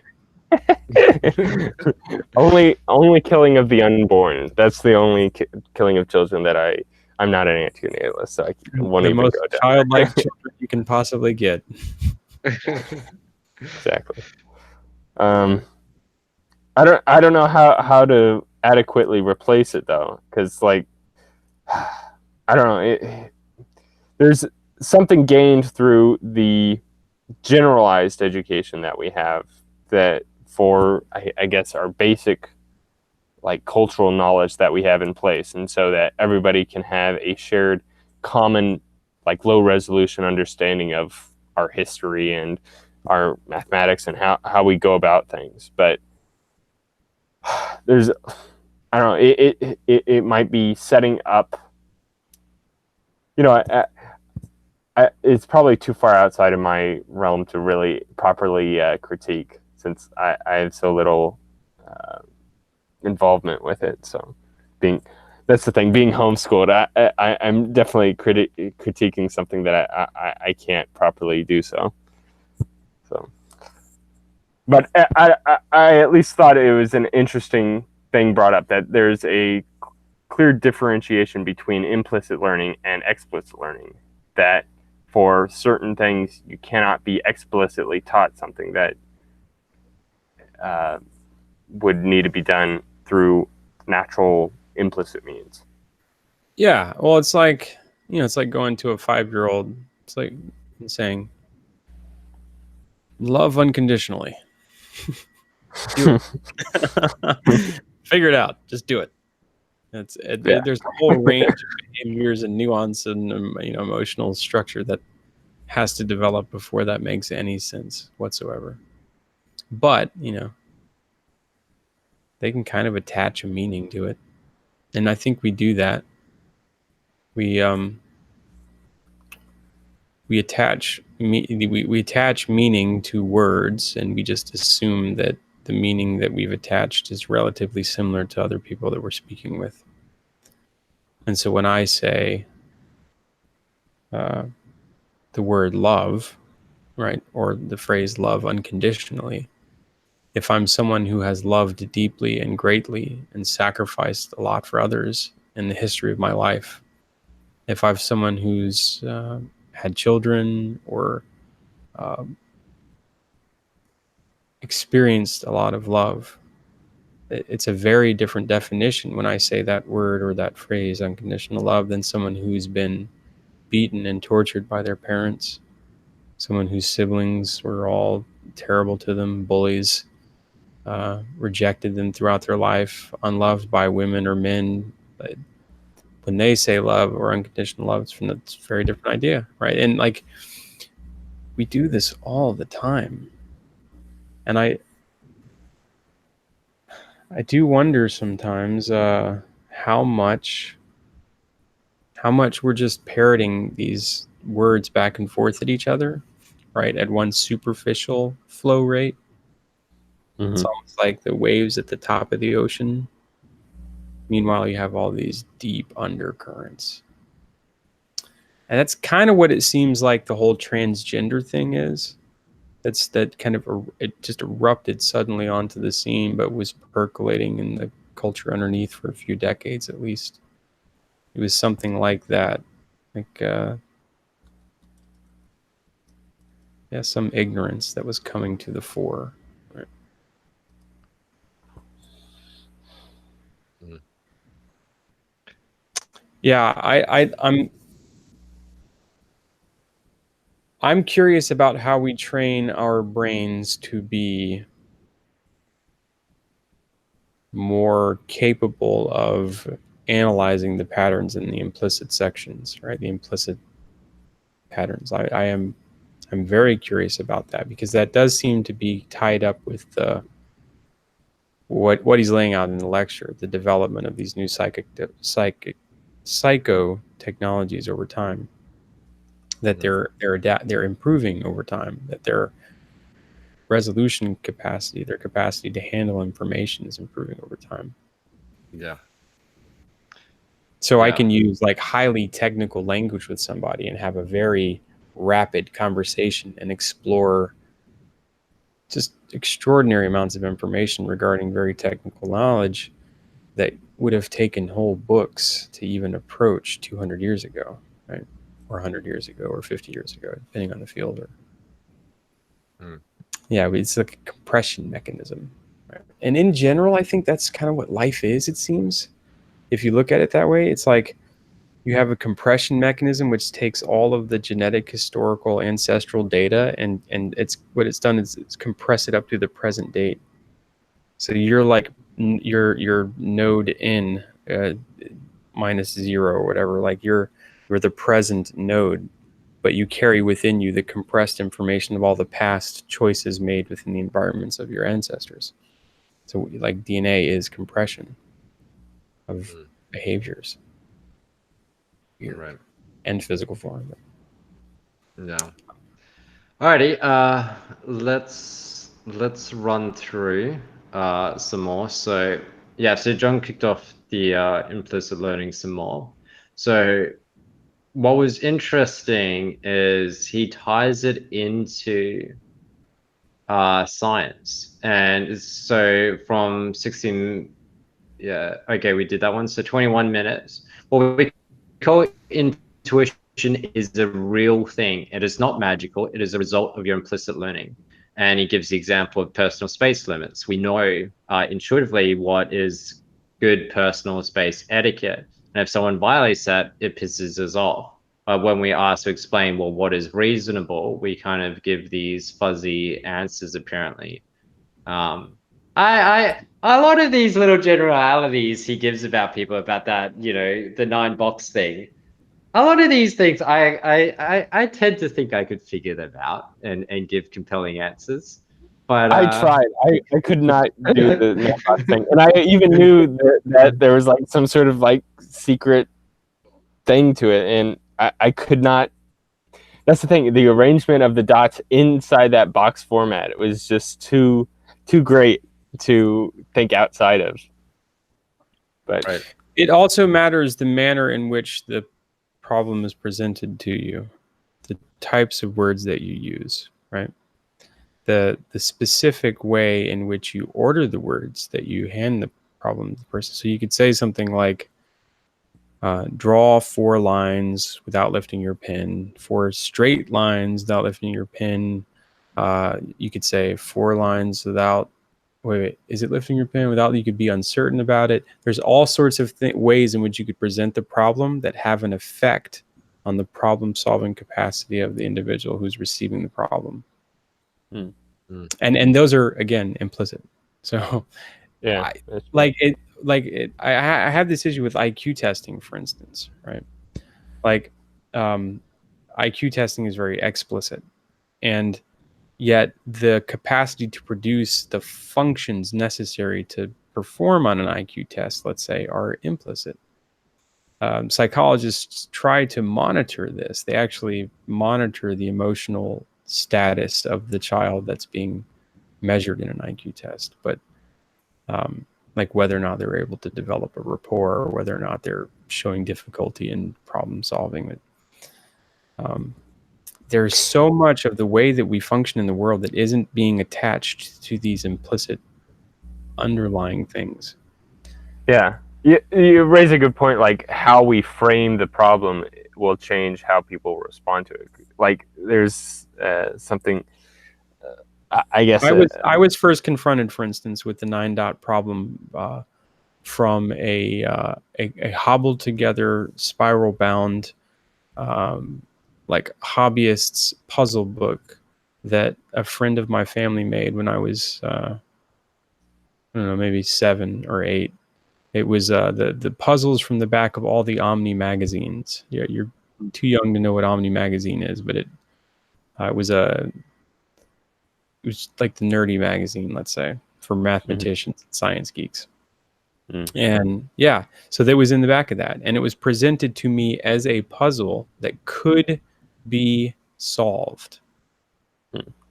That was how it was presented to me. It could be solved, and I remember very clearly. Are you sure? Are you sure this can be solved? Are you sure? Asking this. Are you sure? Now, the surety of it is what gave me the impetus to solve it, right? It was the surety of it. And guess what we end up defining this as, I think, later on in life? It's faith. That's what faith is. It's like, I didn't know what the answer was. I did not know what it was. But the words, the phrase, yes, I am sure there is an answer. Believe me, there is an answer. I believed my brother. Yes, there is an answer. Okay, I'm going to find it. That's faith. Having that trust enough in the person that you're getting an answer from in order to act upon it. Yeah. Even with that uncertainty for your own self, like you don't know what the answer actually is, but you do know that there is an answer to it. Right. Now imagine if my brother said to me, no, I don't know. Yeah. I don't know. Whatever. I'm going This back. brings back the Think and Grow Rich by Napoleon Hill and the stories he tells there, where faith is very important. And he brings up the example of Henry Ford telling the engineers, I think I want 6 cylinders. And all the engineers were like, it's impossible. And for about 1 year, the engineers were saying it's impossible. And then Ford just kept saying, I don't care, I still want it. And eventually the engineers were like, well, maybe instead of thinking for all the reasons it's impossible, maybe we should just start trying to think for the reasons it's possible. So it's only like a year after being paid and giving bad reasons, or like giving reasons why it can't work, they start looking for reasons it can work. But I think there's a balance here, because like the technocracy of the world, and especially, you know, with the positivity vibe, the good vibes only thing, then there isn't enough actual in the workplace of finding reasons why things can't work. And it leads people down to tremendously bad business decisions, which is kind of unfortunate. It's like we've completely flipped it, where now we just kind of value optimism where it's to a fault. We value flow. We got so addicted to flow that that's what you want. It's flow you want flow in business, flow in economics, flow in personal life, flow. Take drugs if you can't get there. It doesn't matter. Get the flow, right? Take third, fourth, fifth round injections of funding. Doesn't matter. Just keep pumping in the money. Go. Keep the flow going. It's always the way it seems to be. So that's cancer, by the way. It's cancer. Chasing after an experience. Yeah. Well, yeah. And I guess that's life, but definitely seems like we're headed in blind alleyways Yeah. and something like that. They're not Yeah. very. Yeah. Well, it's kind of like it's a superficial state of flow, and I think that's where the shaman comes in, which is he's able to realize when flow is being superficial, be it like gambling at a poker machine, and is it poker? No, a slot machine, like gambling at a slot machine kind of thing, and like all of these things are flow inducing. Is that the shaman seems to be the one who can, grab someone and then shake them back into an ability where they can really see it for what it is. And to some extent, that's like psychological intervention, or it's your awakening experience, or it's your, the hippies refer to it as like the third eye, to some extent. Like it's your ability to kind of see things from a different perspective, but as it is, or to some extent, then that's also biased to an extent because the hippies kind of suffer from confirmation bias because they're not testing the theories. It's kind of just more and more correlation assertion, and Yeah. but But it's the shamans that make the new narrative. The new narrative. I think that's the key word here. And I think it actually ties into our earlier discussion about the differences in roles in people in general, like the difference in capacity to be hypnotized and how much they want to be told what to do versus how much they want to decide to do, how much they want to be the Ubermensch versus a sheep. yeah. Uh, Yeah. Yeah, the whitewater rapids thing is fascinating because, and I was bringing this up last night as well. I went to like a feminine moonlight tribal dance group that was an experience, and the interpret that whichever way you want. I mean, it's interesting. Oh, my brain's just kind of reset recalling it, but yeah, it's no, my brain's shut off. Alrighty. Okay. So at 25 minutes, conscious intervention for implicit intuition does not improve people's intuition. It gets worse. Implicit learning cannot be replaced by explicit learning, and that's what John raised. But it's my little point here is that I've added in my notes is it seems this is what Peterson talks about when he refers to diversity training increasing people's prejudice rather than removing it, which is it is a maladaptive explicit intuition causing people to see even more false correlations. So the thing with a implicit intuition, these mechanism, this organ that we have in our brain, this pattern matching, is it finds the patterns, and depending on how good its intuitions are is whether or not they're causal or correlated. But distinguishing those is very difficult.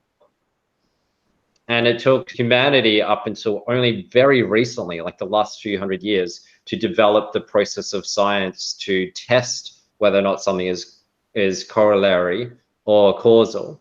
And that's one hell of a progression for humanity to kind of figure out, because otherwise we can kind of really assert things as we have that organ and it doesn't really care what is what unless you kind of refine your ability to critically think. And I think critically thinking then would be the accuracy of your implicit intuitions, your ability to, or it's more like the sharpening of your blade when it comes to that. Or sorry, your accuracy of like a machine gun, right? Because if you have like a machine gun, you'll just be like, blah, with like bad aim and knock everything off. Whereas like, critical thinking seems to be where you can actually hit the target rather than taking out everything else. And it seems though that when we talk about this is, well, that seems to be the case for the diversity trainings, which is you're taking people who apparently have biases and prejudices, which is poor correlation. So they've seen correlations and then expected them to be causations and formed a biased opinion.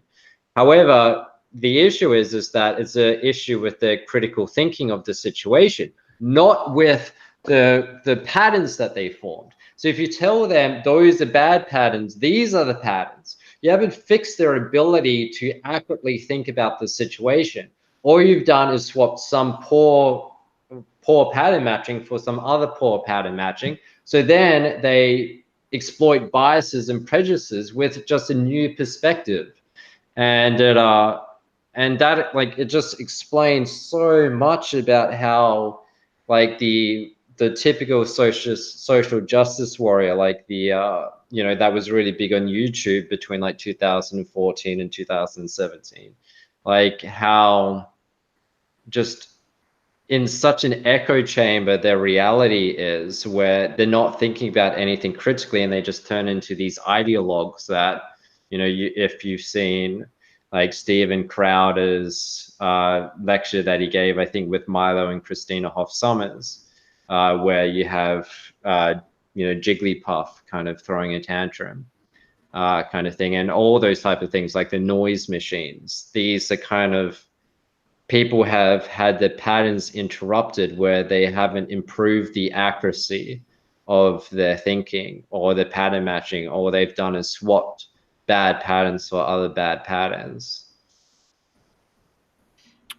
Yeah, I think Jordan Green calls this synthetic thinking. And it's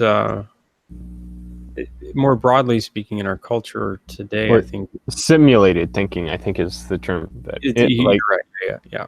Simulated thinking. Good catch. I'm almost asleep, I think. Simulated thinking, and it's more broadly, it's like the NPC culture, right? It's the thing that just parrots phrases. It just repeats what it hears. It doesn't make something new. It's just a resonance machine. Mm-hmm. And I think that's part of the problem with, like, actually what you and I, Tyler, talked about in private, how when put into a confrontation, basically, between somebody seen as an opposing party, you have to rely upon your own, like, a priori understandings for things. And, like, there's a full interpretive framework that the SJW progressive left mentality has for interpreting new data under their framework, similar to, like, the conservative or libertarian ways of thinking about things. Is it's all framed under, let's say, how much it imposes impositions upon the individual. That would be kind of like the libertarian NPC framework for interpreting new data, like, and evaluating whether or not something is good or bad according to that singular metric. But I think there needs to be that space for where people of differing worldviews can still interact in such a way that they are not going through that simulated thinking, but rather, I guess, stepping outside of their frameworks temporarily so that they can get a, I guess, broader understanding. But yeah, and trying to figure out how exactly to do that in a way that can be productive is going to be quite the challenge. Yeah, but it's a great challenge. It's really fun. Well, it ties into what we talked about earlier, which is, how can we induce this flow state in our relations with people? And I think it is active listening. That seems to be the real key thing there, because, before, and I talked about this last night because people were kind of interested in philosophy, and, I kind of gave my traffic law analogy where, there is traffic laws and they are good rules for protecting society. You stop when it's red and you go when it's green, but then it's lazy, inaccurate kind of thinking. It's just an illusion for what reality is, because you could go when it's green, but someone's run the red light and you die. Whereas for motorbike riding, you need to be completely switched on that if you go through a green light, you need to look right to see if anyone's, run that red light. Otherwise, you're screwed. Like the cost of, one little slip up in motorbike riding is incredible. And so you have this situation where it's the same thing with ideas, where you present these ideas to people, or politics to people, or intuitions, like some type of political philosophy, or just in general a philosophy, right, to people, and they'll take what is good to them, like a relevant pattern that they've identified would be suitable for their life, except it may not have the accuracy or the sophistication of its original conception, or its original application. And that's where it starts falling into traffic rules. Like traffic rules, if we all have AI driven cars, speeding laws go out of the window, because the cars could go like 300 kilometers an hour without incident. And, there wouldn't be traffic issues. Like the laws are only there to protect each other from each other when they're operating without the sophistication of being able to integrate with trust of themselves. And that's one of the most surprising things when one goes to Asia and drives.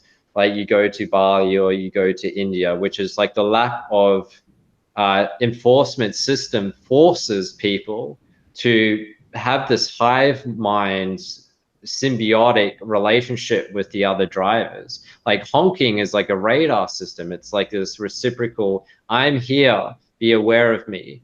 And that makes each other kind of aware, and it's kind of fascinating. But then again, they were never taught specific rules either that are good rules. They weren't explicitly taught defensive driving. They will turn left when they want to turn left. They won't check the blind spot.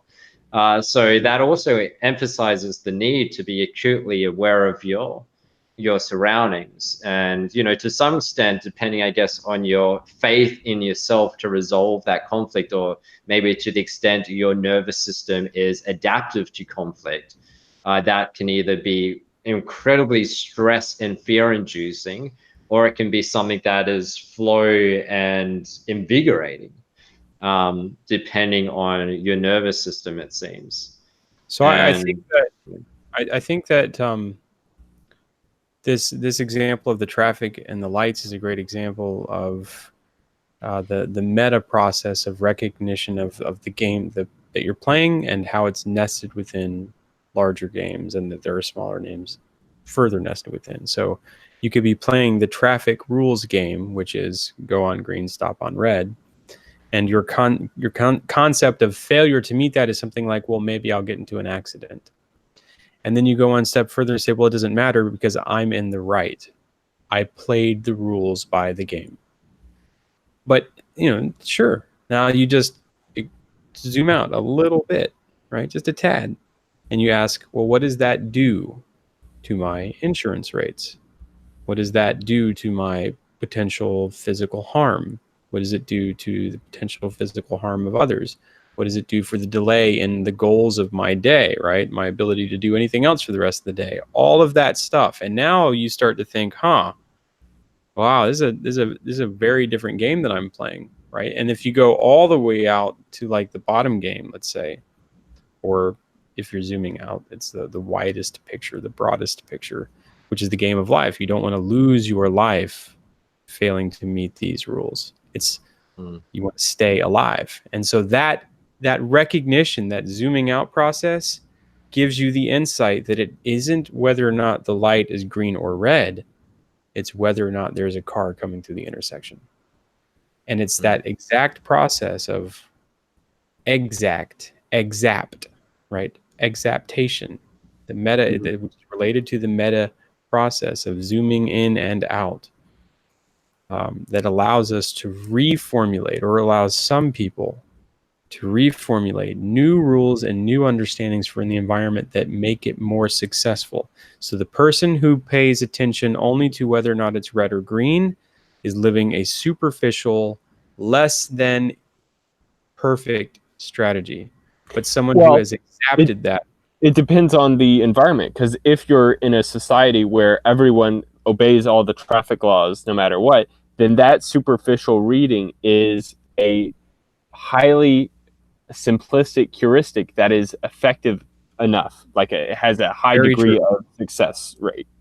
Right. But yeah, if you were to go like driving like in Mexico, I guess, where they have very different types of traffic laws, then it would be an insufficient heuristic for that environment, and then you would have to adapt to the cultural practices of that place. Right. So in any given moment, you have a certain ratio of roles being played in society, it seems. People who are trying to figure out what the most efficient set of rules are for the current environment. That's the exaptation, meta, shamanistic practice. And then a very much larger percentage of the population that are just trying to follow the rules that are handed to them Right. by that analysis. Mm. And And it's those interesting because you have the disagreeable or the authority, right? Like you have the authority and then those who trust authority. And generally the authority figure that is really respected is one who earned that trust, right? They didn't just claim authority, they earned it by having good pattern matching. Mm-hmm. Right. The more capable you are at recognizing the way the real world works. No.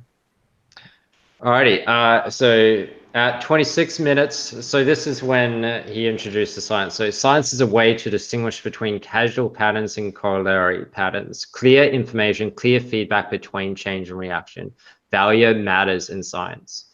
John Vervaeke and his colleagues argued that the three conditions of good implicit learning are the same three conditions as flow, and are the same three conditions as science. Picking up real complex patterns, insight explores and finds new patterns. Implicit learning acquires and sustains learning. It enhances your cognitive processing. Now, an expert in getting into the flow state is someone you want to have around, but they will have challenges. They don't know why they are so insightful. They can't explain it. They just are. They have this wonderful sense of oneness with the world. They have tremendous insight. Their predictions are on point.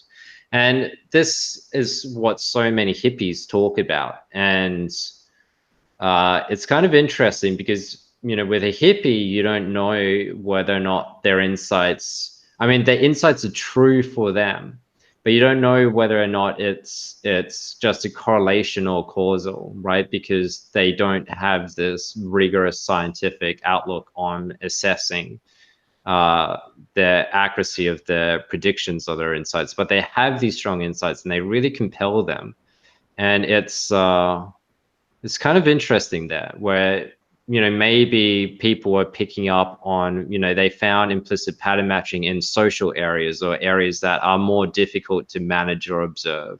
And this can be the case with clairvoyance or whatnot, not to say there's a supernatural thing, but, you know, it's very much that they are picking up on the implicit patterns that they are receiving from the individual, and then the extent of their ability to perform well is how well they can pick up those implicit patterns from who they are.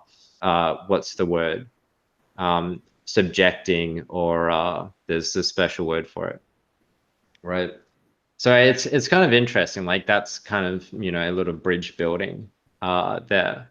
So okay, so these individuals are the shaman. What is happening in this state is that your brain is communicating to areas that normally don't talk to each other. This is especially the case if you've gone through a massive disruption strategy. So fasting, social isolation, psychedelics. This is your capacity for metaphor. And metaphor is a metaphor. So it means to bridge, to connect things that was not connected. And it's pervasive everywhere, which is really, really interesting. You gave a bunch of very good examples. And all right, I need to pop out for a few minutes to pick up my lunch, but I will be back. I just need to go downstairs and pick it up. All righty, 1 minute. You guys can riff for like just a few minutes. Bon Sure. appetit. What are we riffing? I'm looking through my notes just to see if I can find something to riff off of. There's a reason that the flow state is so common among different cultures because because it exapts our basic machinery and enhances it. That's like his definition of a psychotechnology is something that enhances our biology and our capabilities when utilizing these technologies. And so yeah, the flow state. So what then is a flow state useful for then, I guess I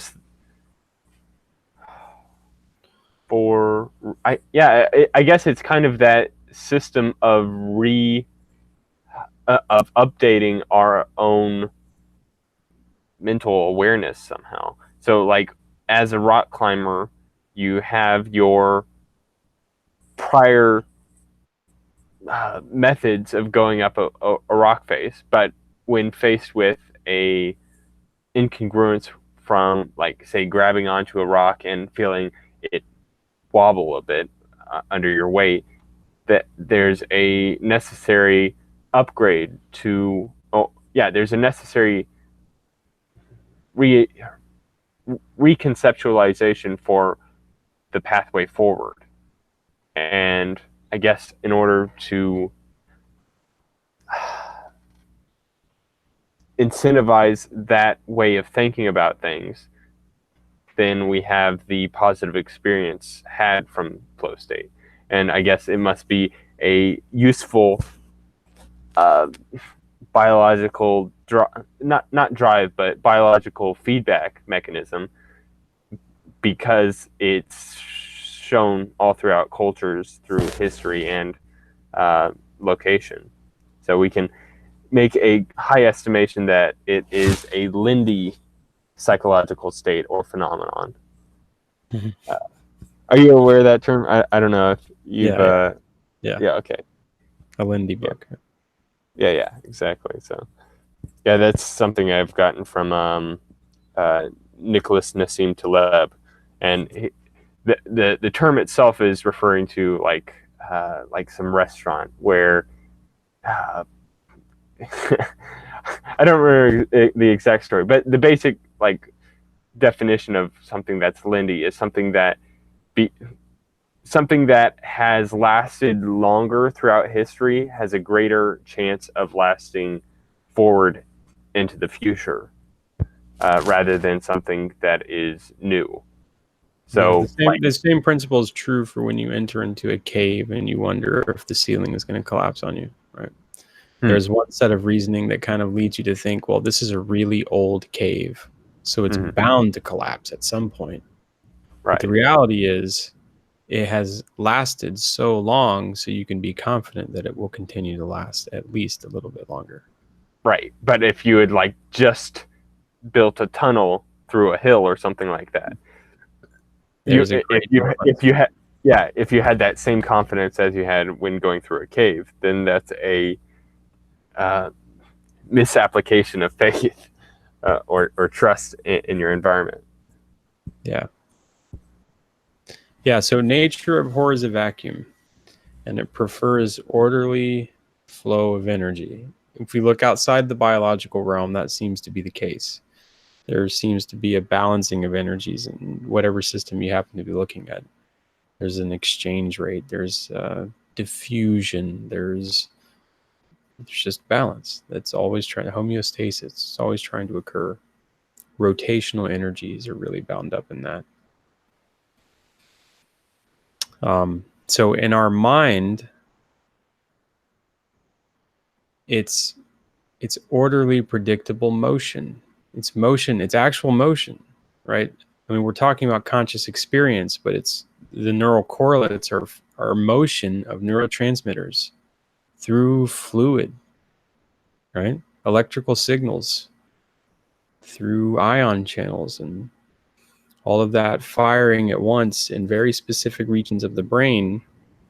Your awareness of these highly complex, multifaceted, multi-textured information streams is the experience of flow, but is metaphorically related to just the flow of the same way that the flow of energy tries to balance itself out in like the heliostatic compression of the sun. right? Between gravity and explosion, between the way the winds move on the surface of the Earth or Venus. It doesn't matter where you look.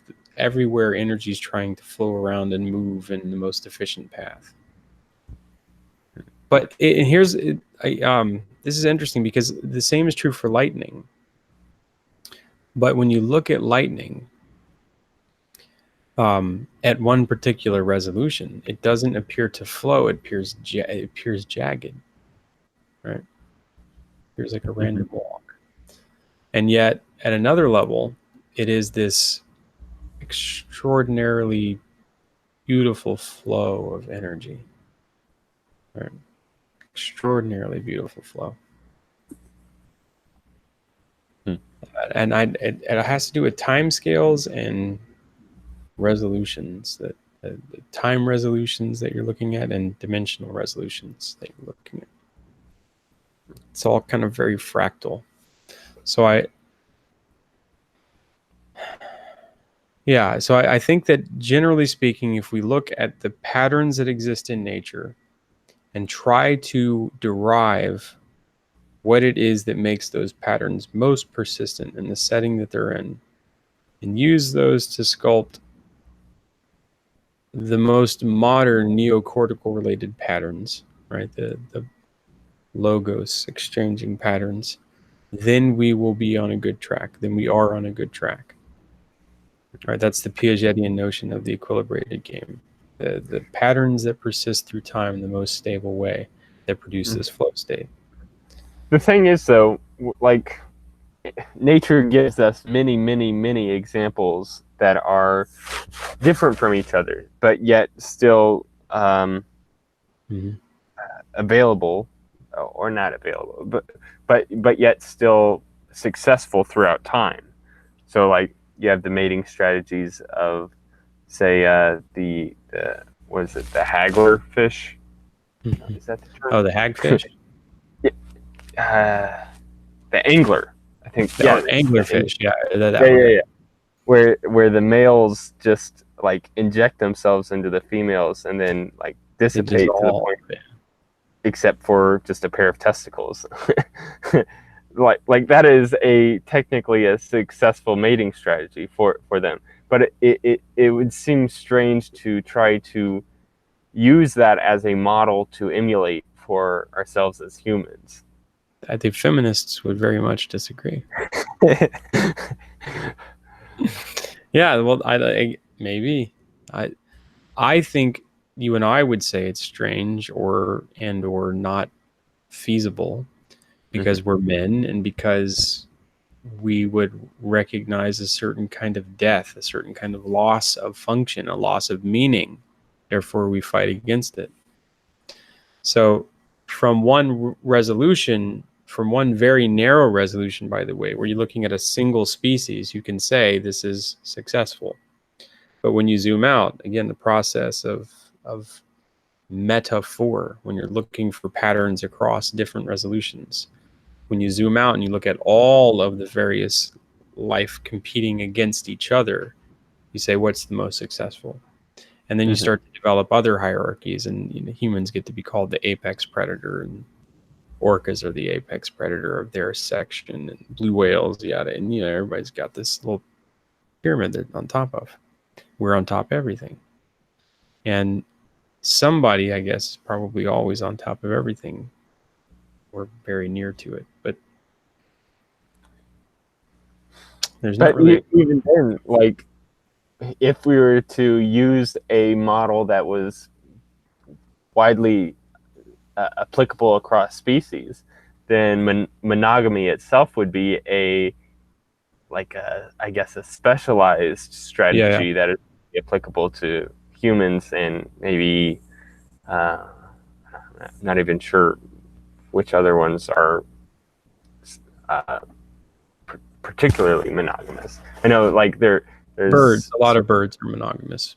Can be lifelong. Are they lifelong? A lot of lifelong. Yeah.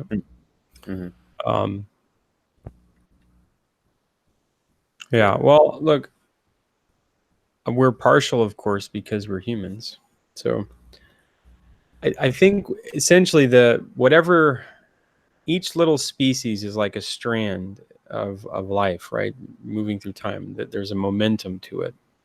And we are the leading edge. We're carrying the momentum of the human strand of life.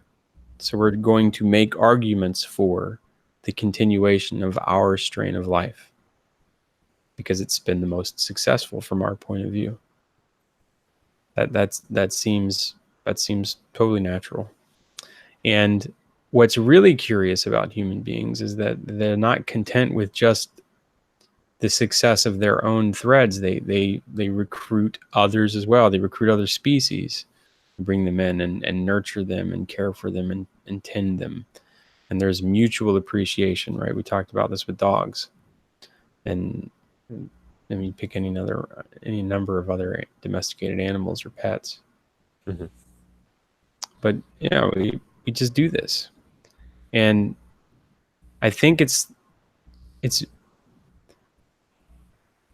just a manifestation of one element of what intelligence does, which is converge things together, bring them closer together. It's the love aspect of intelligence rather than like the hate, destroy aspect, which is like take things apart, separate them.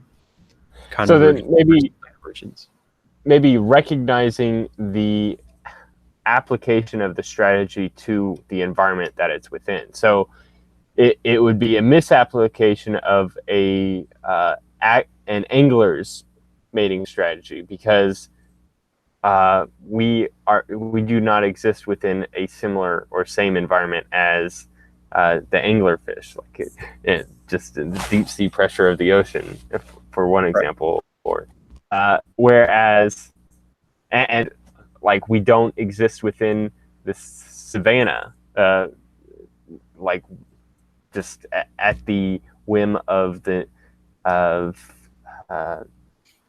predators surrounding us for our survival. You don't bring a bowl in a china shop. Yeah.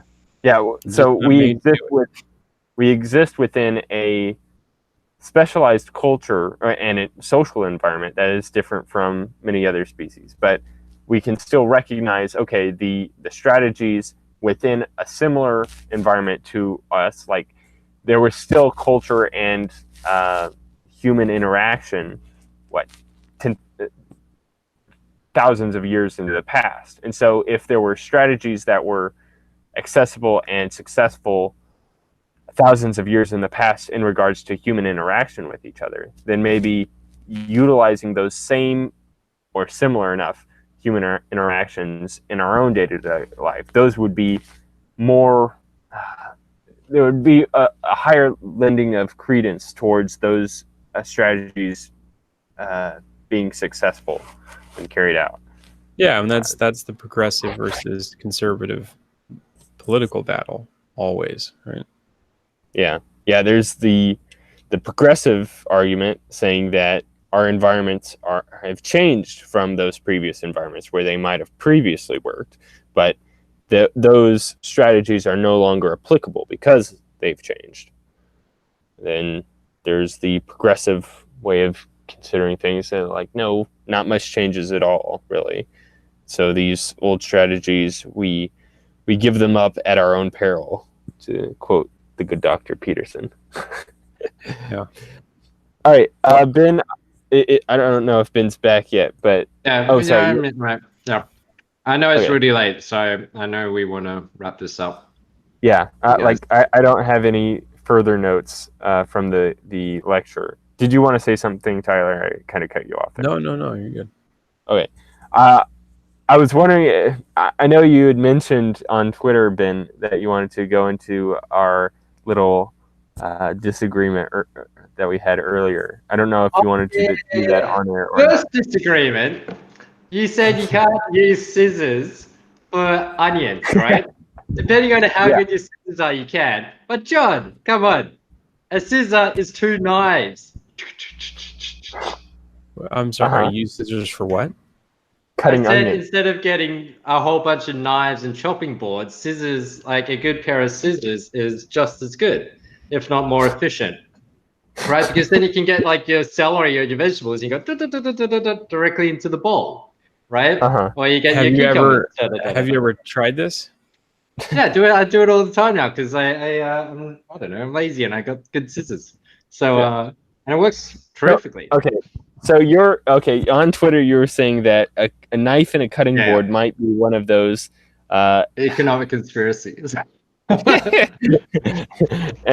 a extra, like a luxury that an unnecessary luxury because Yeah. a good pair of scissors could satisfy all the needs that you would have from Well, not a knife. all, right? I Like know, there's I know. always going to be Yeah, some yeah, right, niching, right, but right. functionally equivalent. Yeah, Yeah, for the most part. and I don't know. Like, I don't think cutting onions is that far fetched of a need for people like making food.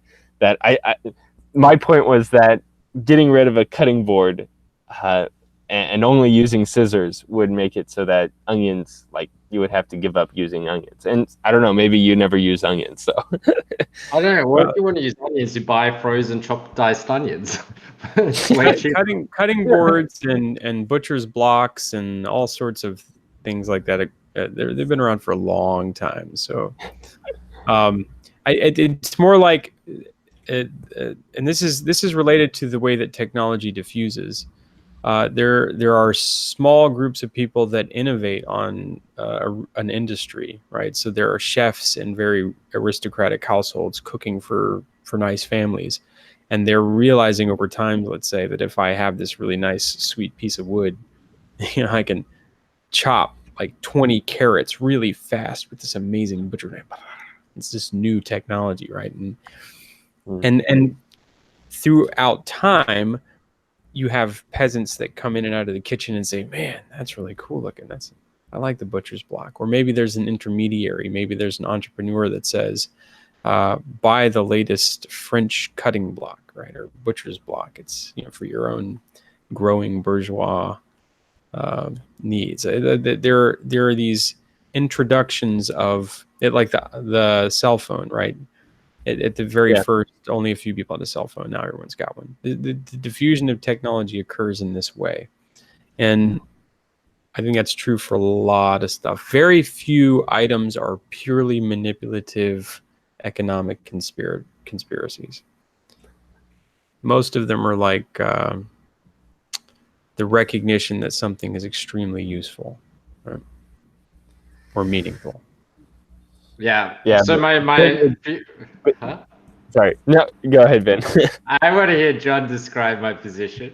Yeah, I was going to say, people are only propagandized to think that they're necessities, when in fact, this is just something that the cutting board manufacturers are just trying to trick us into falling for. Yeah, so my what I end up realizing is every single time I sleep on a mattress, I get back pain eventually. Like if I'm not compensating it with yoga or something, and then it's just like, well, and then I sleep on a futon for like 2 weeks, and then the back pain disappears and never comes back.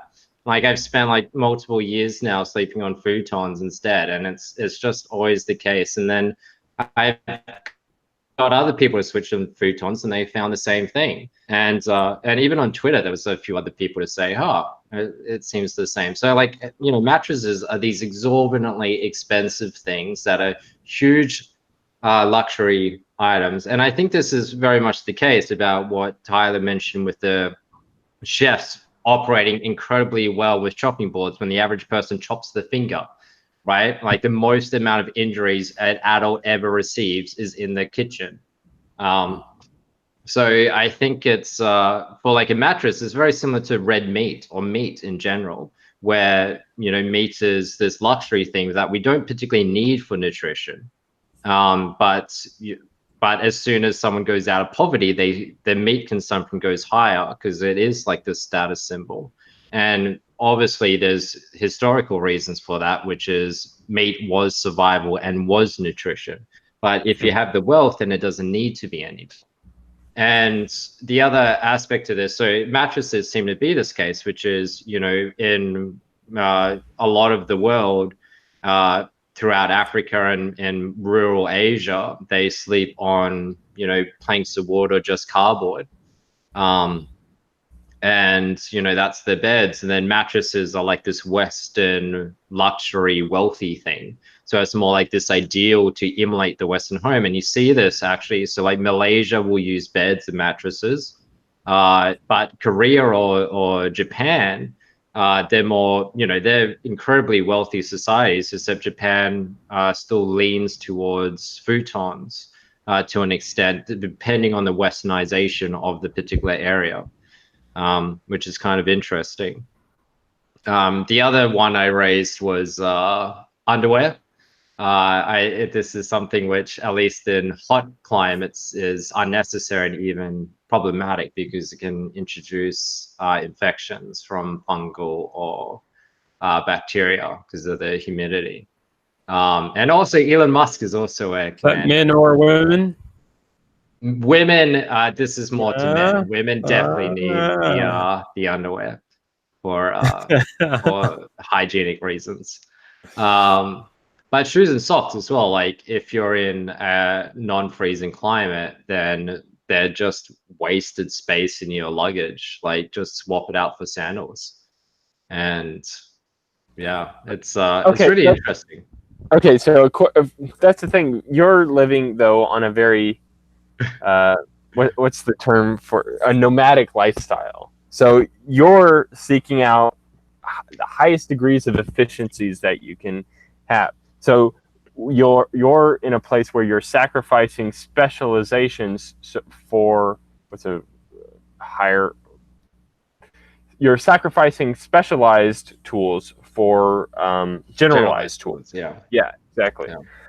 And so I don't know, maybe that's part of. But even still, then it's just like some of these things are superior. So for instance, like minimalist running, you know, the research in that is quite controversial, but the issue, and you know, there's different thoughts on it, but there is good data to show that the running style of that minimalist running offers, once you've gone through the initial purging phase, generally is a better running style because it strengthens your feet and your muscles and your tendons and your calves and whatnot to better facilitate the force impacts and whatnot.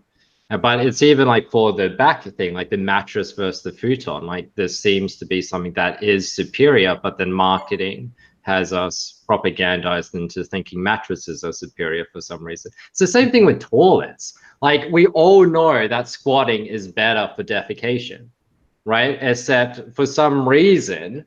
And also toilet paper is like the whole pooping system of the West is absolutely, it's bad for your bowels and your body. And two, it's fairly unhygienic and disgusting, which is you're using toilet paper to wipe shit from your bottom, right? And there's always going to be some left. And it's just a matter of wiping and wiping and wiping until the amount remaining is tolerable or invisible, right? Whereas a squat toilet, you defecate easier with more ease, with less devastation to your colon. And you can use health faucets to clean yourself accurately, like a shower on your bottom every few hours or every day, right? You're actually properly clean. Like these things are superior solutions. They're not a solution if you want comfort. People with hemorrhoids? People with bad knees? People with bad hips? Right? Yeah. So then, but that's the thing, which is like the Western ideal is like towards this lowest common denominator comfort, it seems, rather than. I could go there, especially not with something like toilets. There are all sorts of other reasons that something like that functions. So if I'm wearing dress pants, my ability to go into a crouch and defecate is extremely limited, right? But the Muslim toilets, like, so what you do is Muslims don't wear shorts. They're wearing pants and everything. So you take off your pants and you hang them on the door. They're not wearing dress pants like the Western. Yeah. But that's generally what you do. Kind of wear robes or like full one piece. Yeah. Clothing that's very easy to remove and right. It's it's a solution to a very unique environment. And so the toilet, it's not just because the environment fits it. It's also that in the industry, the production capacity and the history, the momentum of the idea exists. So even though there is a better alternative for someone like you, the ability to convince others, or even a whole region like the Southeast Asian region, the ability to convince others would differ greatly based on entering into that different environment. Like you'll never be able to convince a room full of CEOs wearing $3,000 Gucci business suits that they need to go in and squat shit. Yeah. However, health faucets, you may be able to convince them on. Health faucets are so much better than the whole toilet paper regime, though. I don't know, man. Splashing water freaks me out a little bit. All right, I know you're confident that you're getting really clean down there, but I don't know. So all right, but that wasn't what I think John Yeah, wanted. yeah. That was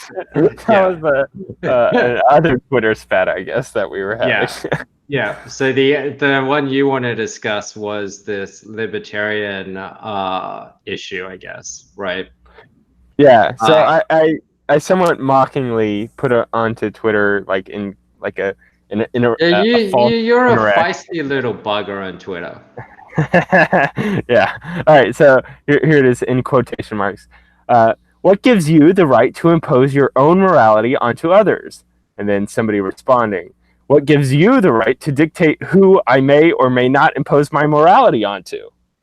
And that was my somewhat farcical take on, I guess, libertarian idealization of morality only for oneself rather than for people in general. And then, okay, so I wanted to get your response, really, because, like, I don't know, lately my model has been not even like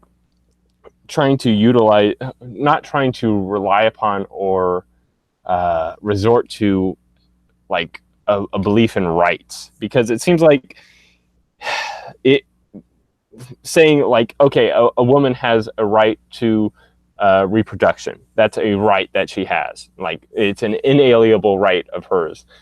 Or everybody has the right to life. That is something that they have.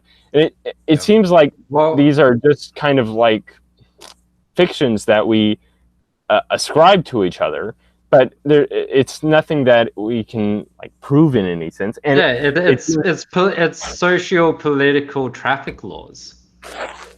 Yeah, exactly. And I think, like, in our discussion with Nick, we go into how, like, the ethics for a group is based upon these types of like useful fictions or ways in which we will act upon that are viable to act upon. Like, so by believing that, okay, you have a right to life and I have a right to life, and or a right to property. That's a better useful fiction that we have. By, okay, this thing that is under your control is yours. I'm not allowed to take it. So I'm adopting the inhibition of taking what is under your property, in quotation marks, and you're doing the same for me. So we have this reciprocal shared fiction that we have. But if somebody comes up that isn't even aware of this thing or doesn't believe in this shared fiction, then they'll just steal whatever is somebody else's just because they're more powerful than the other person. And so there's this necessary shared doctrine or fiction or group setting that we have that has to be in place in order for these types of rights and laws and ethics to be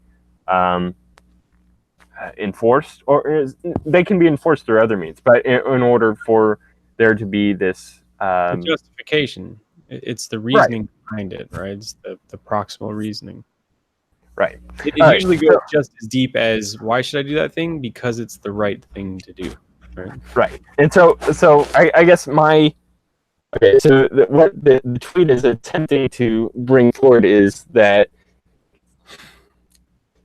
the first person is trying to impose their own source of morality, saying, okay, so their idea of morality is like everybody ought to only do, everyone should have their own set of ethics only for their own self. They're like, I can't create a system of ethics and then make you abide by it.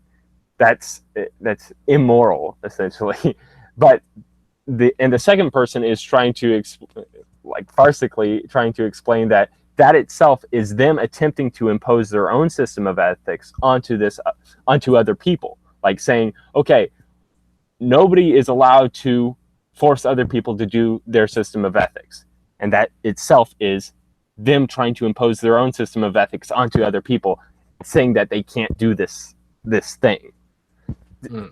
Okay, now I want to get your honest response to that. I think I wasn't being honest in my tweets. No. I want to get a better understanding, at least, because I know I want to get the libertarian take on this, because I know libertarians are all about their right. How did I get boxed in as the libertarian thing? But yeah, it's. Yeah, so if we were to go through, because I'll articulate what I wrote in the tweet, because I prepared it well. So it's hold up, let me share the screen again, so that way people can kind of follow along. All right, so Jesus, where'd it go? All right, John. Yeah, what gives you the right to impose your own morality onto others? What gives you the right to dictate who I may or may not impose my morality onto? So my responses are: individual and collective volition does. So hence voluntarism in its individual form, democratic form, and God form. Government is a farce for the collective form. One can always say no and accept punishment. Therefore, individual choice and association is always the highest right. Now, right seems to have two terms, the first being willed ability, the other being legal ability. The latter is a collective illusion for the first. When a nation wills the same, the nation is real. When the nation's will differs within, the nation is an illusion. Now, John, you respond, now, yes, speaking of the latter, there's a shared illusion that others ought not to prescribe their own moralities onto us. Yet that itself is a morality that they are attempting to ascribe onto others. It's an illusion that cannot withstand itself. Imposing a morality is culture.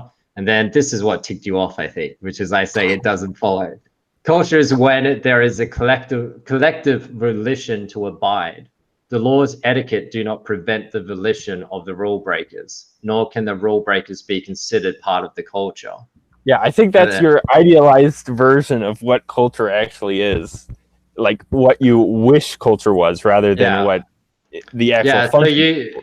So you respond, I guess, with a Peyton-esque shame. So you say, really, the repercussions of rule breaking doesn't dissuade people from breaking rules. Shame seems to me an obvious example of external culture punishing breaches in etiquette. My original point is that expecting others to not impose their moral beliefs onto us is self-negating.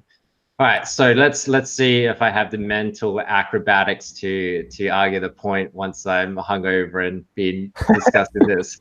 All right. Just like while you're down and out, let's raise this one. But, well, I should probably raise at least like my response to your point was probably just like, more oh of a my strong, God, why are we talking about? Yeah, it's probably more of a straw man. At least the first part of it is the repercussions to rule breaking doesn't dissuade people from breaking rules. That's obviously not what you were arguing. I was attempting to do, I guess, an argument. What is it? Ad absurdum,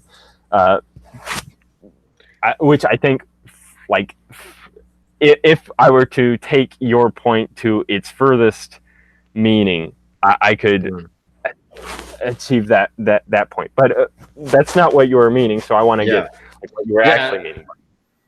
So my take on it is at least what I'm arguing in this is similar to Ayn Rand's subjectivism, or that libertarian slant, where these rights that the libertarians observe are more natural laws. These are things that are observable rather than social contracts. And the reason I say that is because if we take, for instance, culture, then culture's only power is its volition of its people to will to that culture. which is, for instance, and that's what I mean by this individual and collective volition, which is hence voluntarism in its individual form, democratic form, and God form. So, for instance, if you have a dictator, and then that dictator is trying to enforce a culture onto a resistant population, to what extent do you define the culture of that nation? What is that culture of that nation? Is it what the tyrant wants, or is it what the people are manifesting? Is it what the people's volition is? To what extent does that culture infiltrate the psyche of the people? Like, what is the culture of a concentration camp? Is it what the Nazis or the Japanese or the oppressor, whoever it is willing on the people? Or is it or is it an Australian and a Chinese man and all the rest? Is it the culture that is merged together from the prisoners, or is it the dynamic in that situation, right?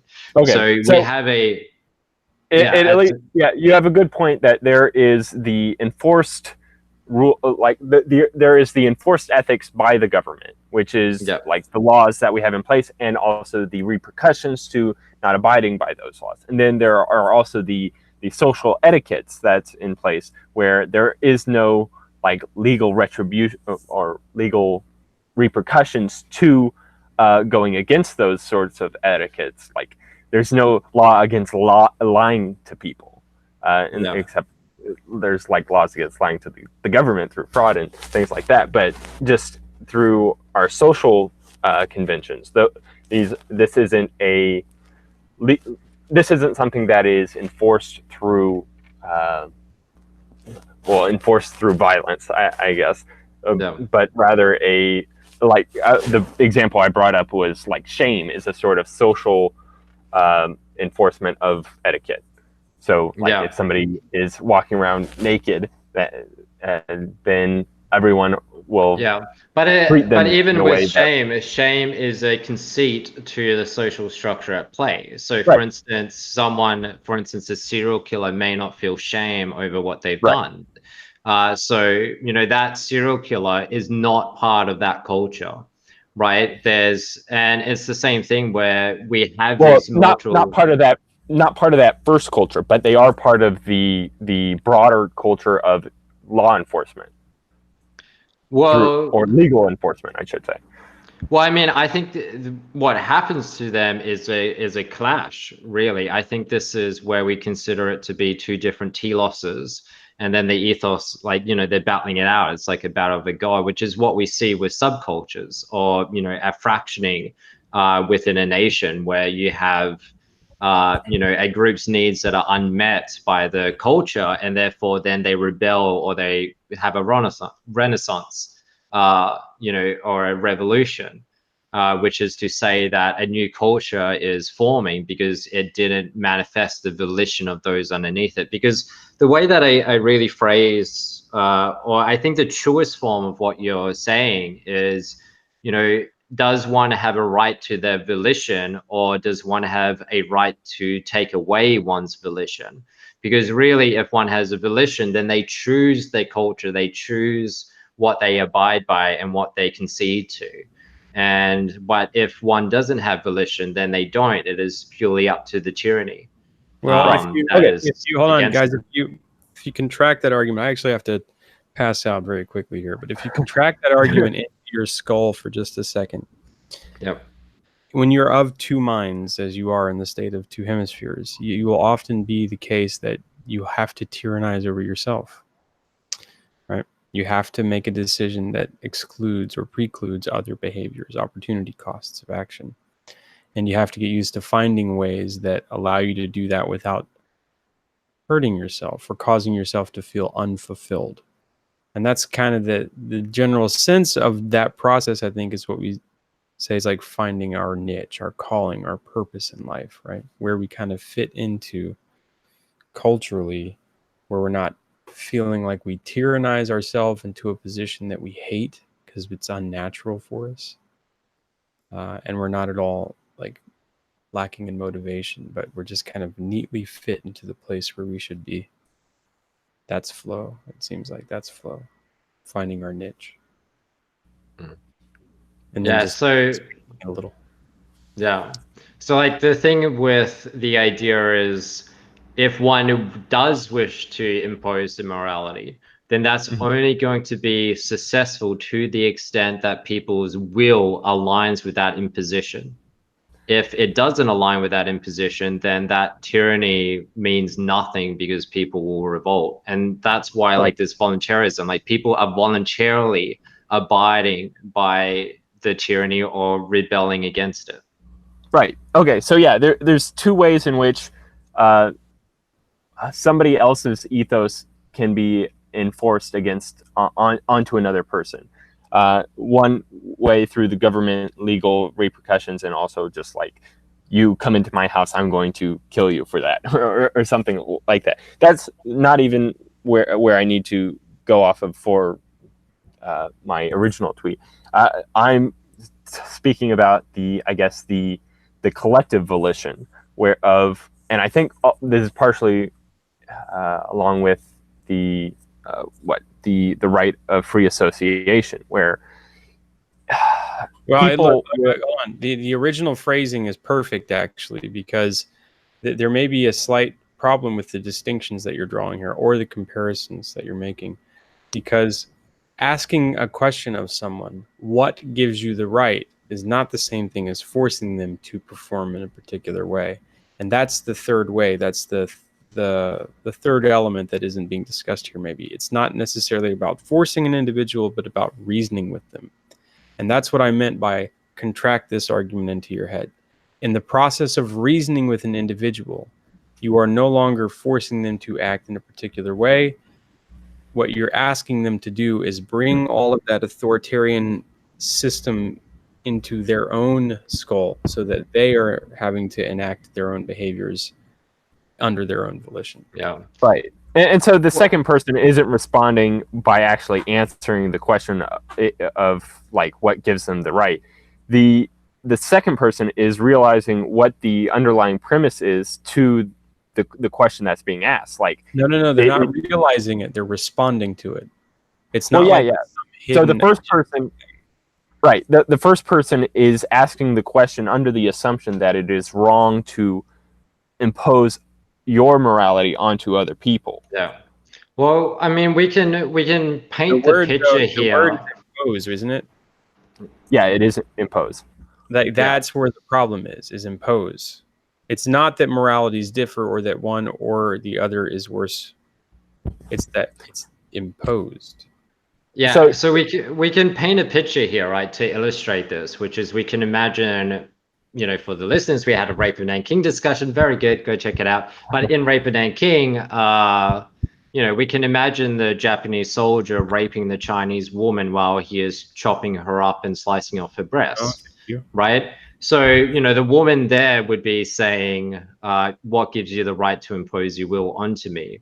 And, you know, to an extent, there's no answer to that. The Japanese soldier has complete power to do as he wishes to that Chinese woman. And that's the capability. Paul Vanderklay would say that right is a word that fudges. Yes. Exactly. Yeah.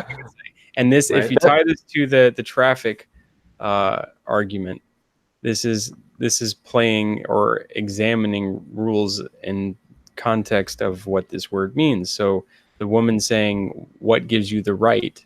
The answer is my physical might, the capacity that I have to do it. But if I broaden it, not from just looking at whether or not the traffic lights are red or green, but broaden it to the larger aspect of what gives you the right in the social context now, right? What gives you the right in terms of the morality of society? Yeah. And then the Japanese response would be, "You're not human." Yeah. So rights are only human inventions, and since you're not human, then you are undeserving of any of the rights that I lend towards other humans. Well, I think we should be clear, the Japanese soldier of then, not the Japanese perception now. Yeah. Well, I think right is, if we go back to the idea of economy of words, of kind of like linguistic necessity, at some point you have to stop explaining and you have to come up with a word. And then you just let the implicit meaning lie underneath it. So when we say right, Yeah. So I mean, like for Genghis Khan, like I think we can grant, so in Genghis Khan's context, he was right in that context to do what he did from that moral institution, right? Of that time. Now, you whatever, can make that right? claim. I'm not making that claim. I'm saying that claim was made then, Okay. in that context, right? But the thing is it's the same thing, which is but when it comes to culture, right? So my point here is, even though there is an imposition against that woman, does not mean that that woman accepts it or concedes to it. She is still of a different culture here. She's still resisting. There is a fraction where it's purely oppression. But the thing is that it seems to be an economic game the economic game that is being played, or the game that is being played, is one of collective volition versus another collective volition, which ended up falling apart, and where the individuals had their volition against the collective. Right. So it's always like a battle of volition. And this volition is one that, unless you take someone's conscience or consciousness away from them, they still have this volition, and they still have their own internal culture that somehow integrates with the social setting. Right. So, okay. So the woman, I like how we've like automatically ascribed a gender to her. She's. The Japanese man in Nanking wasn't raping a man. Right. Oh, no. I thought you were referring to the original tweet. I see. Yeah. So, the what is the term? To resort to rights being violated is a move that is only playable to someone within your own group, I think. Right, with only someone else who has the same conception of those rights, because otherwise it's meaningless. It's just like, well, my rights are different than your rights, and that's like the whole like Americans doing my freedom of speech, and then someone else saying your freedom of speech means nothing. Rights are akin to axioms. They're like the stopping point of your explanatory power. Yeah, that's the thing. Like a right is similar to how we described it in our conversation with Nick. It's a prescriptive rule set that we're adopting and acting as if it is universal. Similar to like, okay, a knight can only move in L shapes in chess. That is not a description of the limitations to my capabilities of moving this chess piece around. It is a accepted rule for how I am allowed to move this knight chess piece around that both me and my opponent are willing to accept and will enforce against each other. Right. Whereas if I was playing chess with, say, somebody that didn't know the rules or anything like that, or was like they were only trying to, like somebody was trying to play checkers with chess pieces. They were using the rules of checkers in how they were playing the game. Then it would be just kind of chaos, and I couldn't like say, "Hey, you're playing chess wrong," because chess is kind of a meaningless concept to them.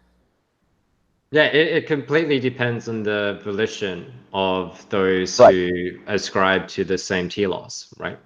Right. So in my original tweet, there's the assumption made by the first person that they share some sort of ethos amongst each other because they have, let's say, shared a shared telos or a shared value set that they have.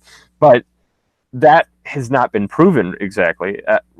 Just in the fictional. Or even this proof may have been forgotten, right? Like it's a traffic rule. It's not it's still an illusion for what ought to be, right? So, maybe that right is applicable in that situation. Maybe it's not. I mean, torture still occurs despite people forbidding torture, right? Yeah. Even though it is against the law to murder, yet murders still happen. Yeah. So Yeah. I'd also like to question the common sense value of asking someone who's raping you what gives them the right. Yeah. Shouldn't it be something more like, ouch, that hurts, or Yeah. Because the But person that is yeah. violating them isn't you doing so under the common understanding of they have a right to do this. They're doing so under the common understanding that this is an illegal move that I'm making. Yet it's a move that cannot be or isn't being enforced against. Well, I think what's happening there is if she says that, and I've noticed this with women as well when they get in their what would you call it?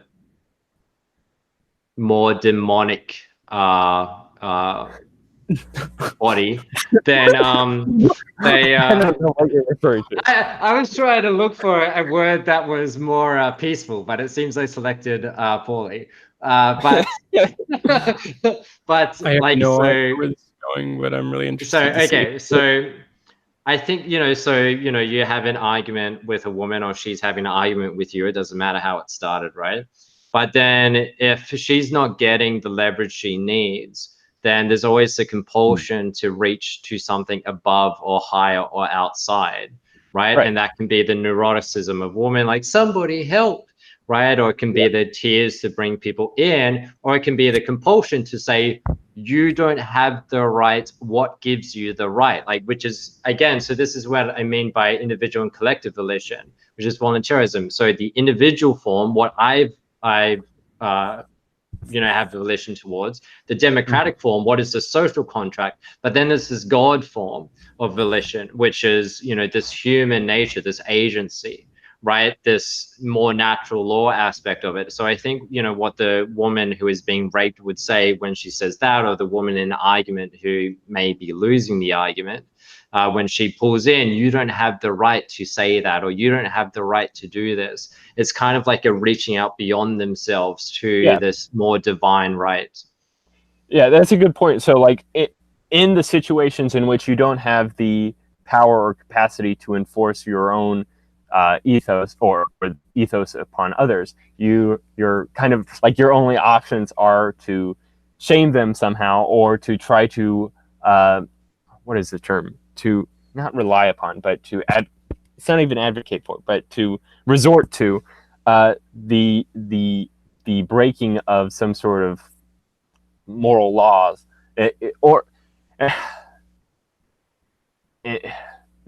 in an attempt to, I guess, convert the person that is breaking the laws to realize that what they're doing is has some sort of, well, it's not even using the threat of repercussions for what they're doing exactly.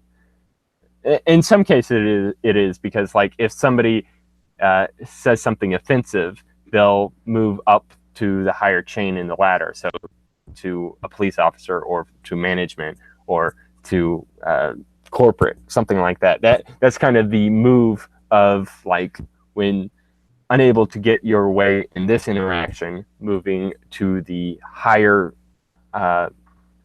higher position of moral authority.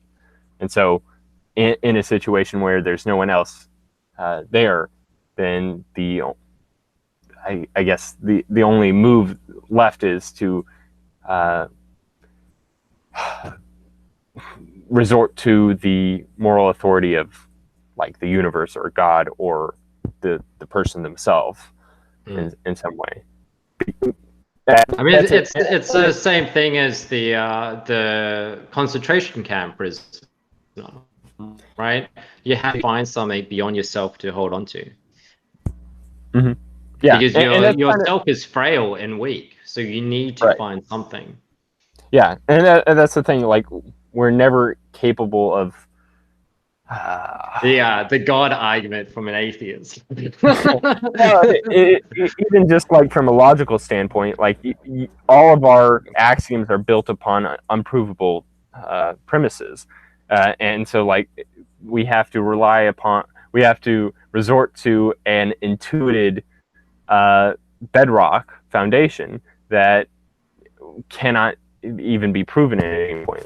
That's kind of I guess, a derivative form of Gödel's incompleteness theorem. Well, we can I mean that was kind of before Nietzsche, and then after Nietzsche with science. Well, now we can start measuring it. So now we can say what is our nature and what is economic, right? Like what fulfills our nature better, and what is and that's like what Sam Harris's quest is. What is well-being, right? Well, that's a difference though. Is like with science and Sam Harris and things like that, we are imposing our own rule structure onto the universe and then measuring it based upon that. So like, okay, a foot is 12 inches, and then now we can measure how long this table is because we have this made up measurement tool of a foot, and then we can measure the table according to that. So like that's something, but it's not like we're relying upon the. Why should we strive for Sorry, you broke up. What? Yeah. It's not like we're resorting to, okay, this table is for platonic forms of the foot long. The foot is a prescriptive measurement tool that we're using. Yeah. Well, you could have gave the example of like, well, why should we do well-being instead of viciousness and cruelty, right? But the answer to that is where I propose, the moral economics, which is that what is moral is sustained economically, and what isn't moral is that which goes out of fashion economically. So I think that's like the answer there. Yeah, like what and is I think well-being.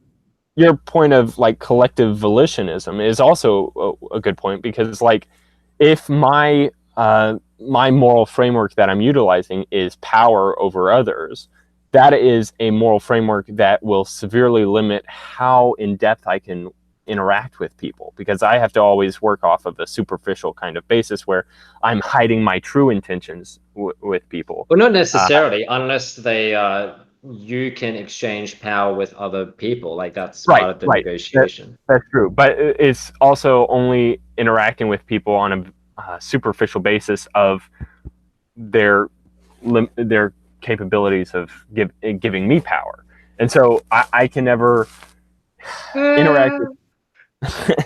I kind of view it the other way around, which is the opposite of that is just as superficial, right? Like this whole like we're bros, we can get along because we're bros, right? Like that's just as superficial, right? Like okay, yeah. I that's a good point, because like relying upon the goodness of other people is a sure way to just get manipulated by everyone else. Yeah, this is one of my thoughts actually when we were having this conversation earlier, which was what would a pure matriarchal society look like? Like what if we got all the women, they could have their comfort, they can just live their own little society, right? What would it look like? And then I'm like, well, one is maybe it would be sustainable until they all get raped and pilgrimaged. Like that's the part there, which is you're in a interoperable world where it is competitive, and that's the strength aspect, which is something will kill you, something always wants to kill you, right? So you need to have a social situation that can protect you adequately. But you can't just have that comfort. And that's why every single government has an army that protects them. You can't have that comfort at the park with your family if there wasn't people protecting that freedom. And it's just kind of crazy how that's like, it's just beyond their comprehension that it's okay to be protection dead. is necessary. I just want to put that out there. Just like it's okay to be white and black and whatever color you want to be, it's also okay to be dead. Just like it's okay to be alive. We have such a fear of death in the West now. Such a terrible fear of it. We've spent so much money and time now trying to run away from it. Not that big a deal. Because you're so sleepy. I am. I'm ready to lay down into the short death of my day, and it's okay. So I don't know. Like we keep playing all these crazy games, and we keep upping the stakes, and we keep yelling at each other about how important it is that we survive and thrive, and I don't know. I mean, before anyone ever told me about how wonderful and grand modernity could be, I could have tilled a field and been just fine, right? But now I'm sold the illusion of loss of opportunity, I think is how a lot of people feel. Like there's this weird tractor out there pulling them, and then if they don't run fast enough to get to it in time, they won't get a significant enough piece of the pie. Yeah. And that Yeah, I think seems opposed to the feeling of flow and the feeling of joy and happiness and whatever that fulfillment is. yeah, death would be a lot more acceptable if we had some sort of belief that somebody following us would be able to take up where we left off and complete our goals to their finish line. Yeah, I mean, well, that's it's a lot essentially the more peace that acceptable children provide. if you're playing the reproduction game, right? If you have Well, reproduced and you're shepherding reproduction along. Even if like you have like people in their like wealthy men in their old age, they'll seek out some sort of protege, and then hopefully all the things that they had hoped to desire, and now that they've like accrued a large amount of wealth, but have limited capacity to adapt to the new environment, then they can at least bring forward some sort of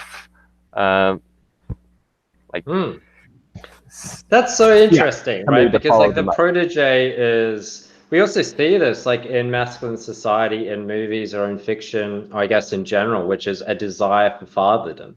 And that's kind of like where it's a desire to be the protege of a wise man or a wise father or the father figure, right? And, you know, to some extent, you know, that's like the gay daddy thing, or it's, you know, for The what? you know, Peterson, like the gay daddy, like how Miley would refer to Trump as daddy, right? And or you know, for Peterson, like how people say he was, you know, the father figure they didn't have, which is kind of interesting. Like it's kind of like there is a thirst for a second father, and there is a thirst for this type of this.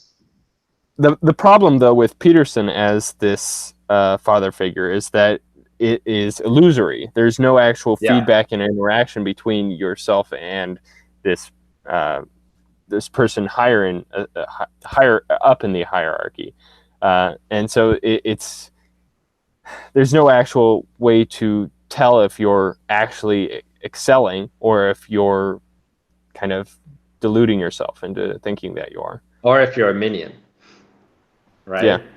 Like maybe you're actually his servant rather than his son. And also, like Peterson's fan base is too broad to even be a suitable to like lend suitable advice to people underneath him, that and like people that are wanting to help him out, but he's just too much of a boomer to actually realize that there's much And better ways of going about things. Yeah, he's very super individualistic, super individualistic, and all that. So yeah, there. People don't listen. I'm leaving. Okay. Yeah. What you guys just did was a great little synthesis of your positions, and I appreciate it. Alrighty. See you, Tyler. Yeah. I'm gonna wrap up the last few minutes of this. And last thing. I'm curious whether or not you agree with the premise that I was working off of, even though it doesn't like fully dismantle your argument, but I at least want to get your take on it. Whether the original presupposition made by the first person that you ought not to impose your own morality onto others is itself a paradoxical assumption that cannot be fulfilled, because by it's only if you believe in like postmodernism, like social constructionism or moral relativism. They're all kind of the same thing, right? It's only true if you believe there isn't some greater law or some greater thing in play there. And so you know, if one was a purely social constructionist, like a blank slater, then it doesn't matter where it is purely those two arguments are equivalent. But if you're not a blank slater, then you have to find out what is a natural law at play here. And to some extent, it is the economic success of social strategies. And we can determine some social strategies are better than other social strategies in the propagation or the well-being measurement or whatever, like in the sustainability long term. And Vervaeke, like he talks about it as well, like these great civilizations have lasted centuries. Why don't we relate to them? Right? There's a lot of wisdom there. And we know that from like the Egyptian stories of Horus, right? And yet, you know, because it's not about individuals, it's about gods, we kind of rule that out. So I think it's more about, yeah, it's accurate, you know, in the times of World War II, where people were battling out these natural laws of their own perceptions without any chance of integration.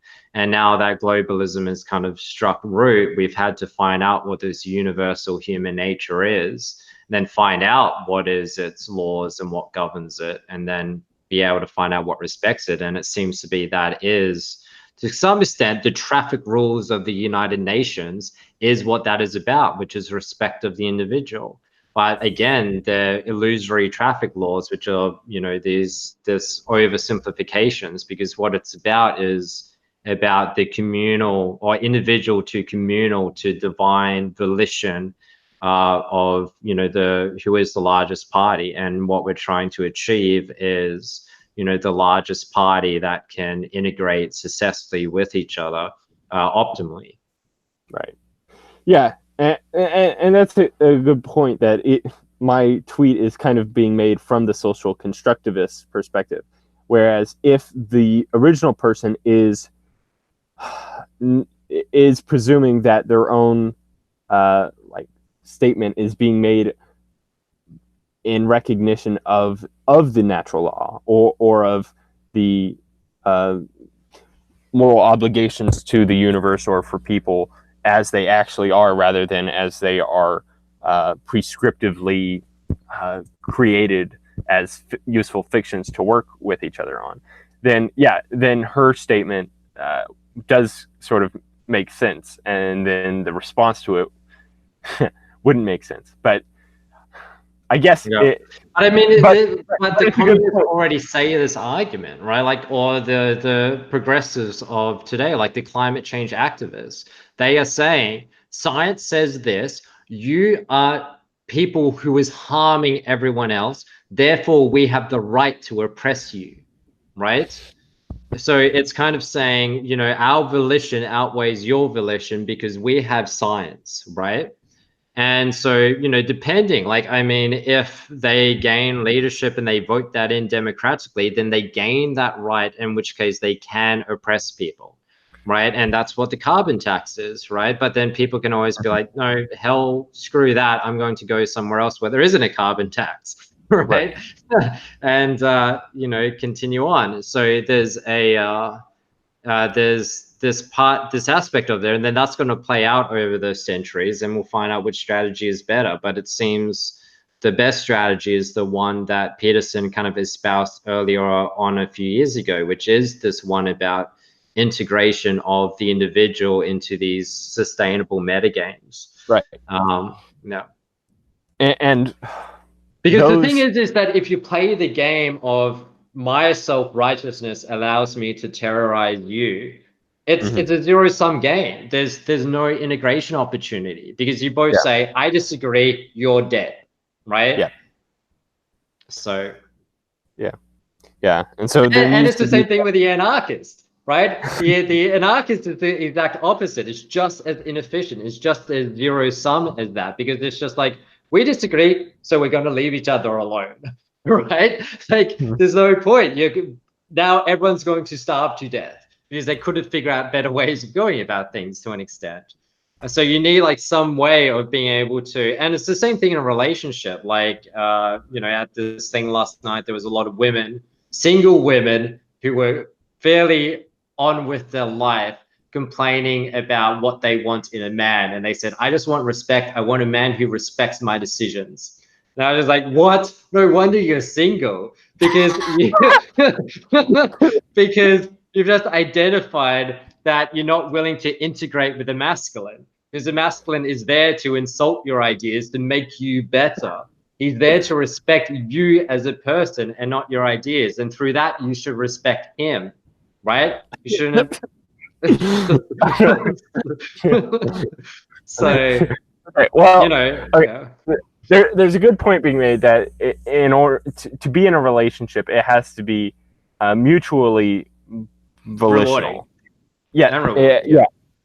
And if one person is saying like only my desires and wishes are to be focused on, it's not even only mine. It's just anarchist. Like, you can't reject my opinions or feelings or truth about it, right? Like, that's the anarchist claim.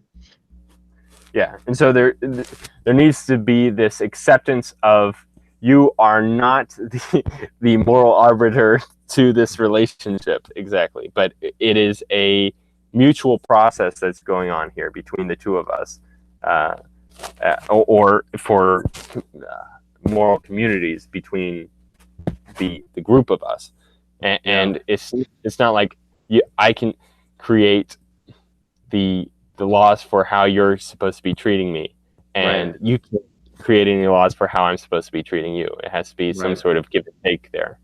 Well, this is like a bait and switch that the tech world is doing through its code of conduct, subversion of what is really law and what is really ethic. Because the thing is that in the code of conduct, they embody respect as a law, right? But then what is respect? Is respecting a person and their growth and being there for each other in times of crises and in times of sickness and in times of strength. Like, are you there to garden them and make them better? Or are you there to respect their own opinions and their truth, right? And there's a reason why respect isn't a law in the West, because you don't have a right to respect someone, right? Because then you have that issue of you must respect me. And that was like, you know, a typical example of an argument between a man and a woman. The woman says, you don't have the right to disrespect me. Or the man could say that. And it's like, no, you do, because you have to integrate. Integration is about respecting the people and the potential for growth, like the divine in each other, not about their ego, which is the wishes, right? Yeah, because if you're limited to only giving forth opinions that the person was willing to accept or capable of accepting at that moment in time, then that's just severely limiting their ability to grow. No. But it's also the same thing. Like, it's what we discovered when we did the How to Read a Book series, if the listener wants to check those out, which is, you know, in that, which is you read a book to come to equal understanding as the author, to where you can then obligated to disagree or agree with the author, right? You have that obligation, which is to say, you know, I respect you by reading, but I am obligated to criticize and to integrate and force them to integrate, right?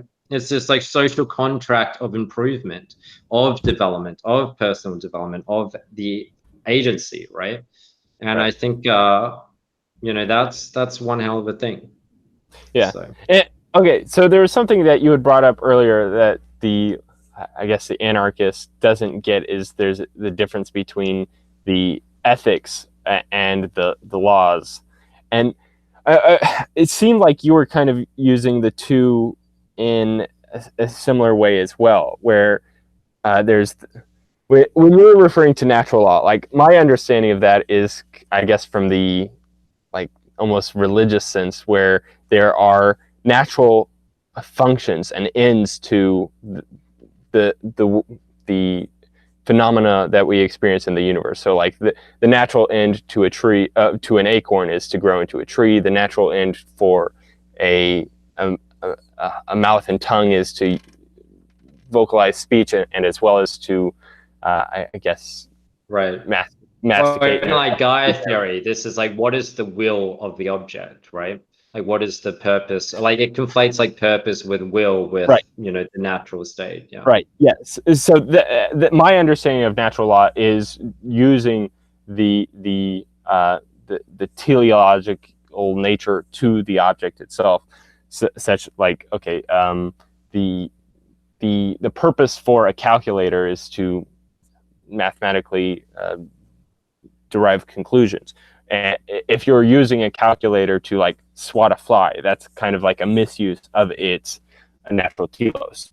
But I'm not sure exactly what you were meaning by natural law, because that's the thing. Like, law is like when we talk about like the law of gravity, that's something that isn't similar to, say, like the law of the speed limit, because a speed limit is something that we like subordinate ourselves to, and if we don't respect, or we feel like it's something that we don't need to subordinate ourselves to at this moment in time, say like it's an empty road, then that's a law that can be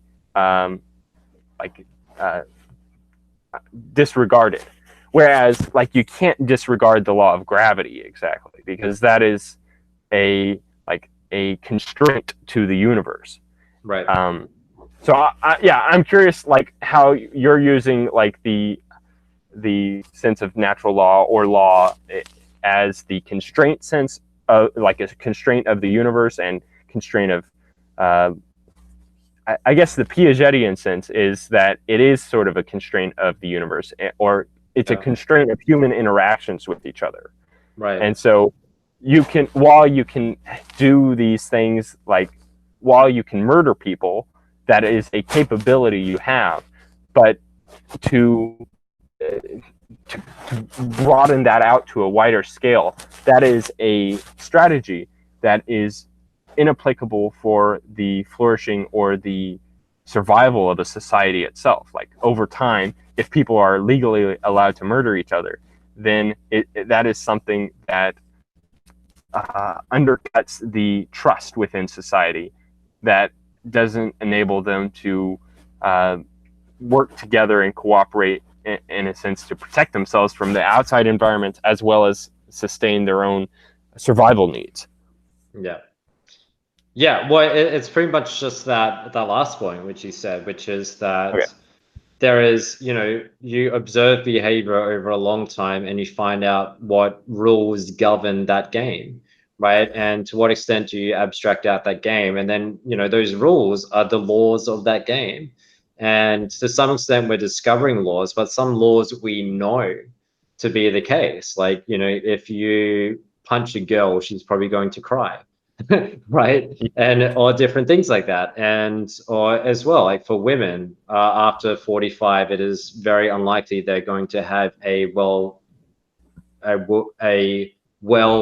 child if they give birth. And after 35, the chance of that kind of really decreases very quickly, and all these different things. And we know, men's upper body strength and all these kind of things, and these play out. And like the natural history of rape discussion that we did a few weeks ago was also like a good example of this, about looking at what are the biological cues, or the genetic cues that, the genes that coalesce with environmental cues to then create vulnerable women and rapey men.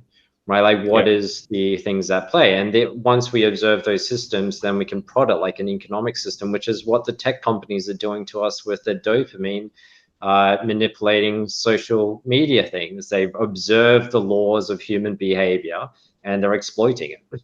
So, So the goal is to find out, what is the most sustainable thing. And, maybe it really turns out that it's a Brave New World type situation, despite how horrendous that can be. But then Brave New World, as it showed, there seems to be a part of the human psyche that rejects such comfort.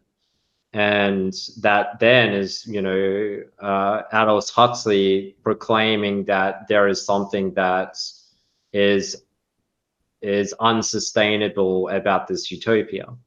And well, there's also the interesting part to it, like in the intro to the book, or the foreword, is that there's a aspect of human psyche as well that will welcome such a world, like if it was given the horrific situation of the 9-year war that they discuss. And so like, because there was already this 9-year war that was going on, people accepted and welcomed this authoritarian system for in place of eugenics and caste system and all that, just because it was stable.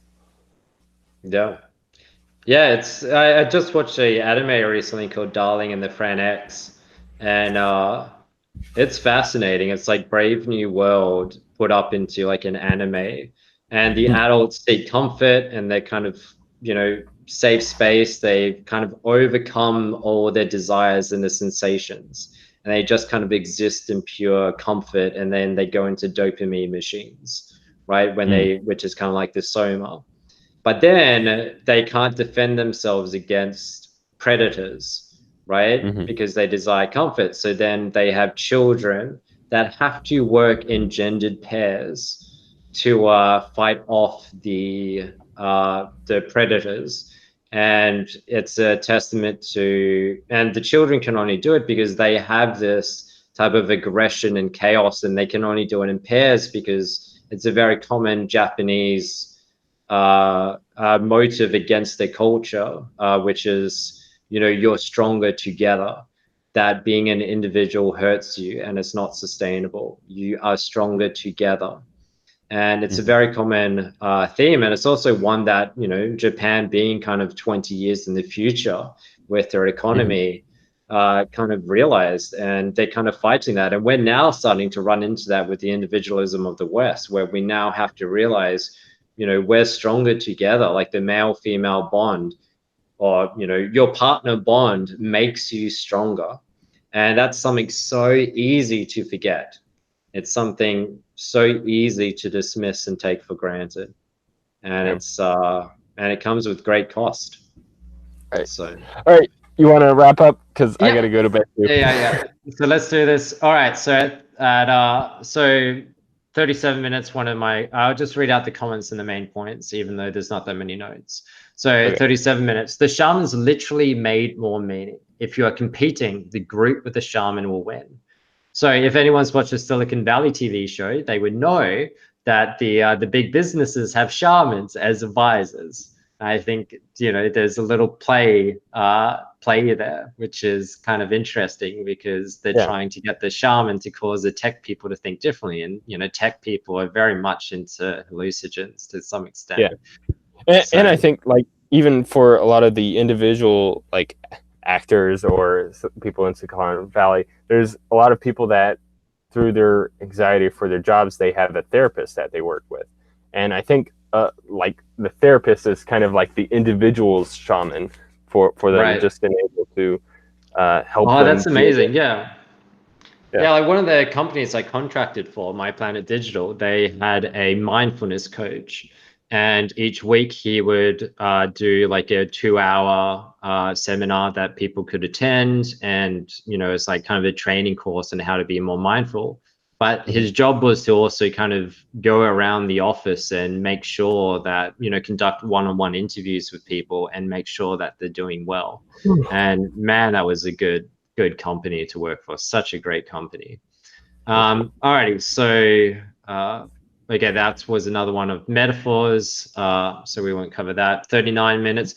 So the Axel age brought the invention of agriculture. Individuals are now part of complex societies. People start for the first time to stay in the same place, large groups of strangers. Individuals view themselves differently. Stone gives way to metal, the first great civilizations. And we talked about that dark age that kind of came in the power of literacy. So at 50 minutes, literacy transforms the cognition and sense of the self. If I can write things down, I can come back to my thoughts and later reflect on them. I start to become more aware of my own thoughts, and I can correct my thinking more readily. Without memory constraints, I gain a capacity for second-order thinking. When psychotechnology is internalized and allows oneself to critically examine their own thinking and correct it. And metacognition is the awareness of your own mind. So our second-order thinking now emerges because of alphabetic literacy. Armies also start forming. Coinage is now invented. Money entreats you to think in an abstract symbol system. It teaches you numeracy, which is mathematics. is rudimentary, but it is being trained. That implicit pattern matching organ is now birthed. It's evolving. It's adept for exaptation. Now we merge mathematics with second order thinking, and you get abstract thinking. You start to get people to have a very clear sense of two things about their cognition, how much they can correct their cognition and how much they can self-transcend. It also enhances their awareness of how deceptive and self-deceptive they are, how much error is in their thinking, a tremendous capacity for self-deception and self-correction. And humans start changing themselves in the world, and introduces a personal sense of responsibility, which changes the moral senses. Before this time, war and chaos were just part of the natural order. After the actual revolution, with the abstract thought, people start to recognize that they are responsible for the chaos. They start to understand that their own mind is the enemy and the ally. Undisciplined leads to violence and illusion, and discipline leads to wisdom and the ability to reduce the violence and the suffering. And that's where he ended, and man, that's one hell of a takeaway. That is so damn cool and powerful. And I think that, again, like I touched on this a bit in this call, but it's very interesting because I think there's like a rise across the world kind of for this feminine chaos. And if you attend like an anxiety group, it's a lot of women trying to comfort each other and accept each other.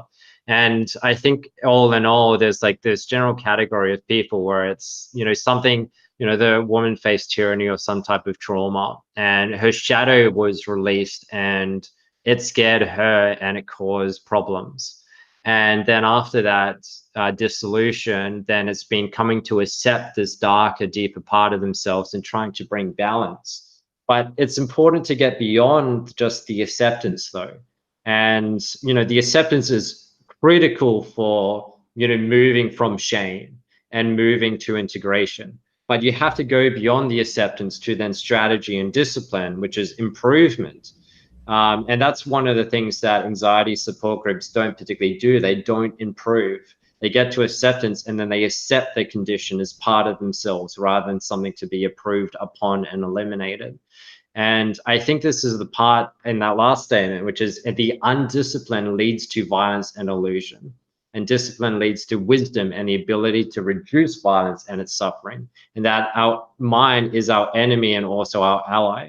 So I think it is, there's this feeling, and especially like in men where, men just, in the last 100 years or more, with those world wars caused drastic suffering, right? Drastic violence. And it was a great enemy. And that's where this toxic masculinity kind of has come into the play in modern discourse. And I think it's kind of like this realization as well with the atomic bomb, right? So there's this frailty of the human experience, but there's also this tremendous terror of the power of violence.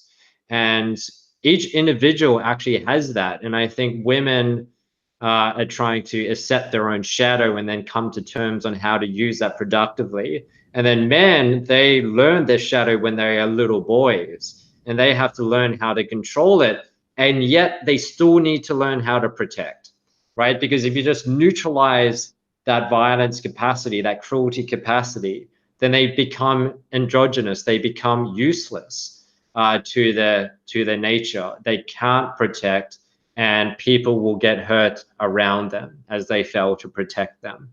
And the women will get more vitriolic as they get more vulnerable. And I think this is, it's one hell of a statement to end the lecture on. And he didn't say those things. That's my own conjecture on top of that. But it's one hell of a, this lecture series is really good. Like, it's gonna blow up. I'm pretty sure of it. It's just so damn good. Yeah, So. yeah. It was a good ending point. It definitely left me interested in seeing where he goes forward with that because he like brought up that term second order thinking, and then extrapolated out from that how this had allowed people to consider themselves as moral individuals and to like update their actions based off of that. So yeah, it'll be interesting to see how he goes further with that term itself.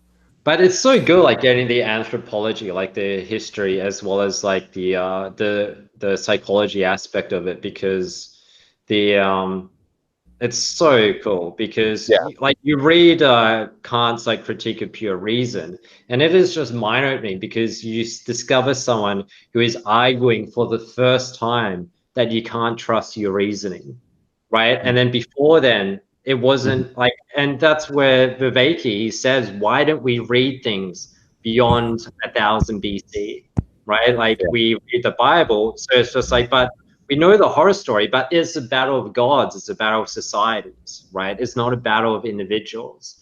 And I think that it's so cool to understand like the psychological transformation that, you know, mathematics, shamanism, or just, you know, the flow state, all these things are just so transformative. And of course, there's other things to go into there. Like I think the move from polyamory to monogamy was very important in agriculture and in developing society. That's, you know, my own take that I can argue incredibly well. But the thing is that it's so fascinating to get this other, you know, so many things that kind of coalescing into this transformation, and it's so cool to see like actual psyche's development over time. It's so cool. Yeah, that is cool. All right. Alrighty, thanks, John. Thanks, Tyler. Now that you're gone, and or not now that you're gone. Thanks, Tyler, for participating. and yeah, it was really good. Thanks everyone for participating in the comments. Please do again. You can feel free to join us next week. Watch the lecture as well if you want, and yeah, join in. We do this pretty much every week. We'll be back next week to discuss the third lecture. All right, thanks everybody. Bye bye.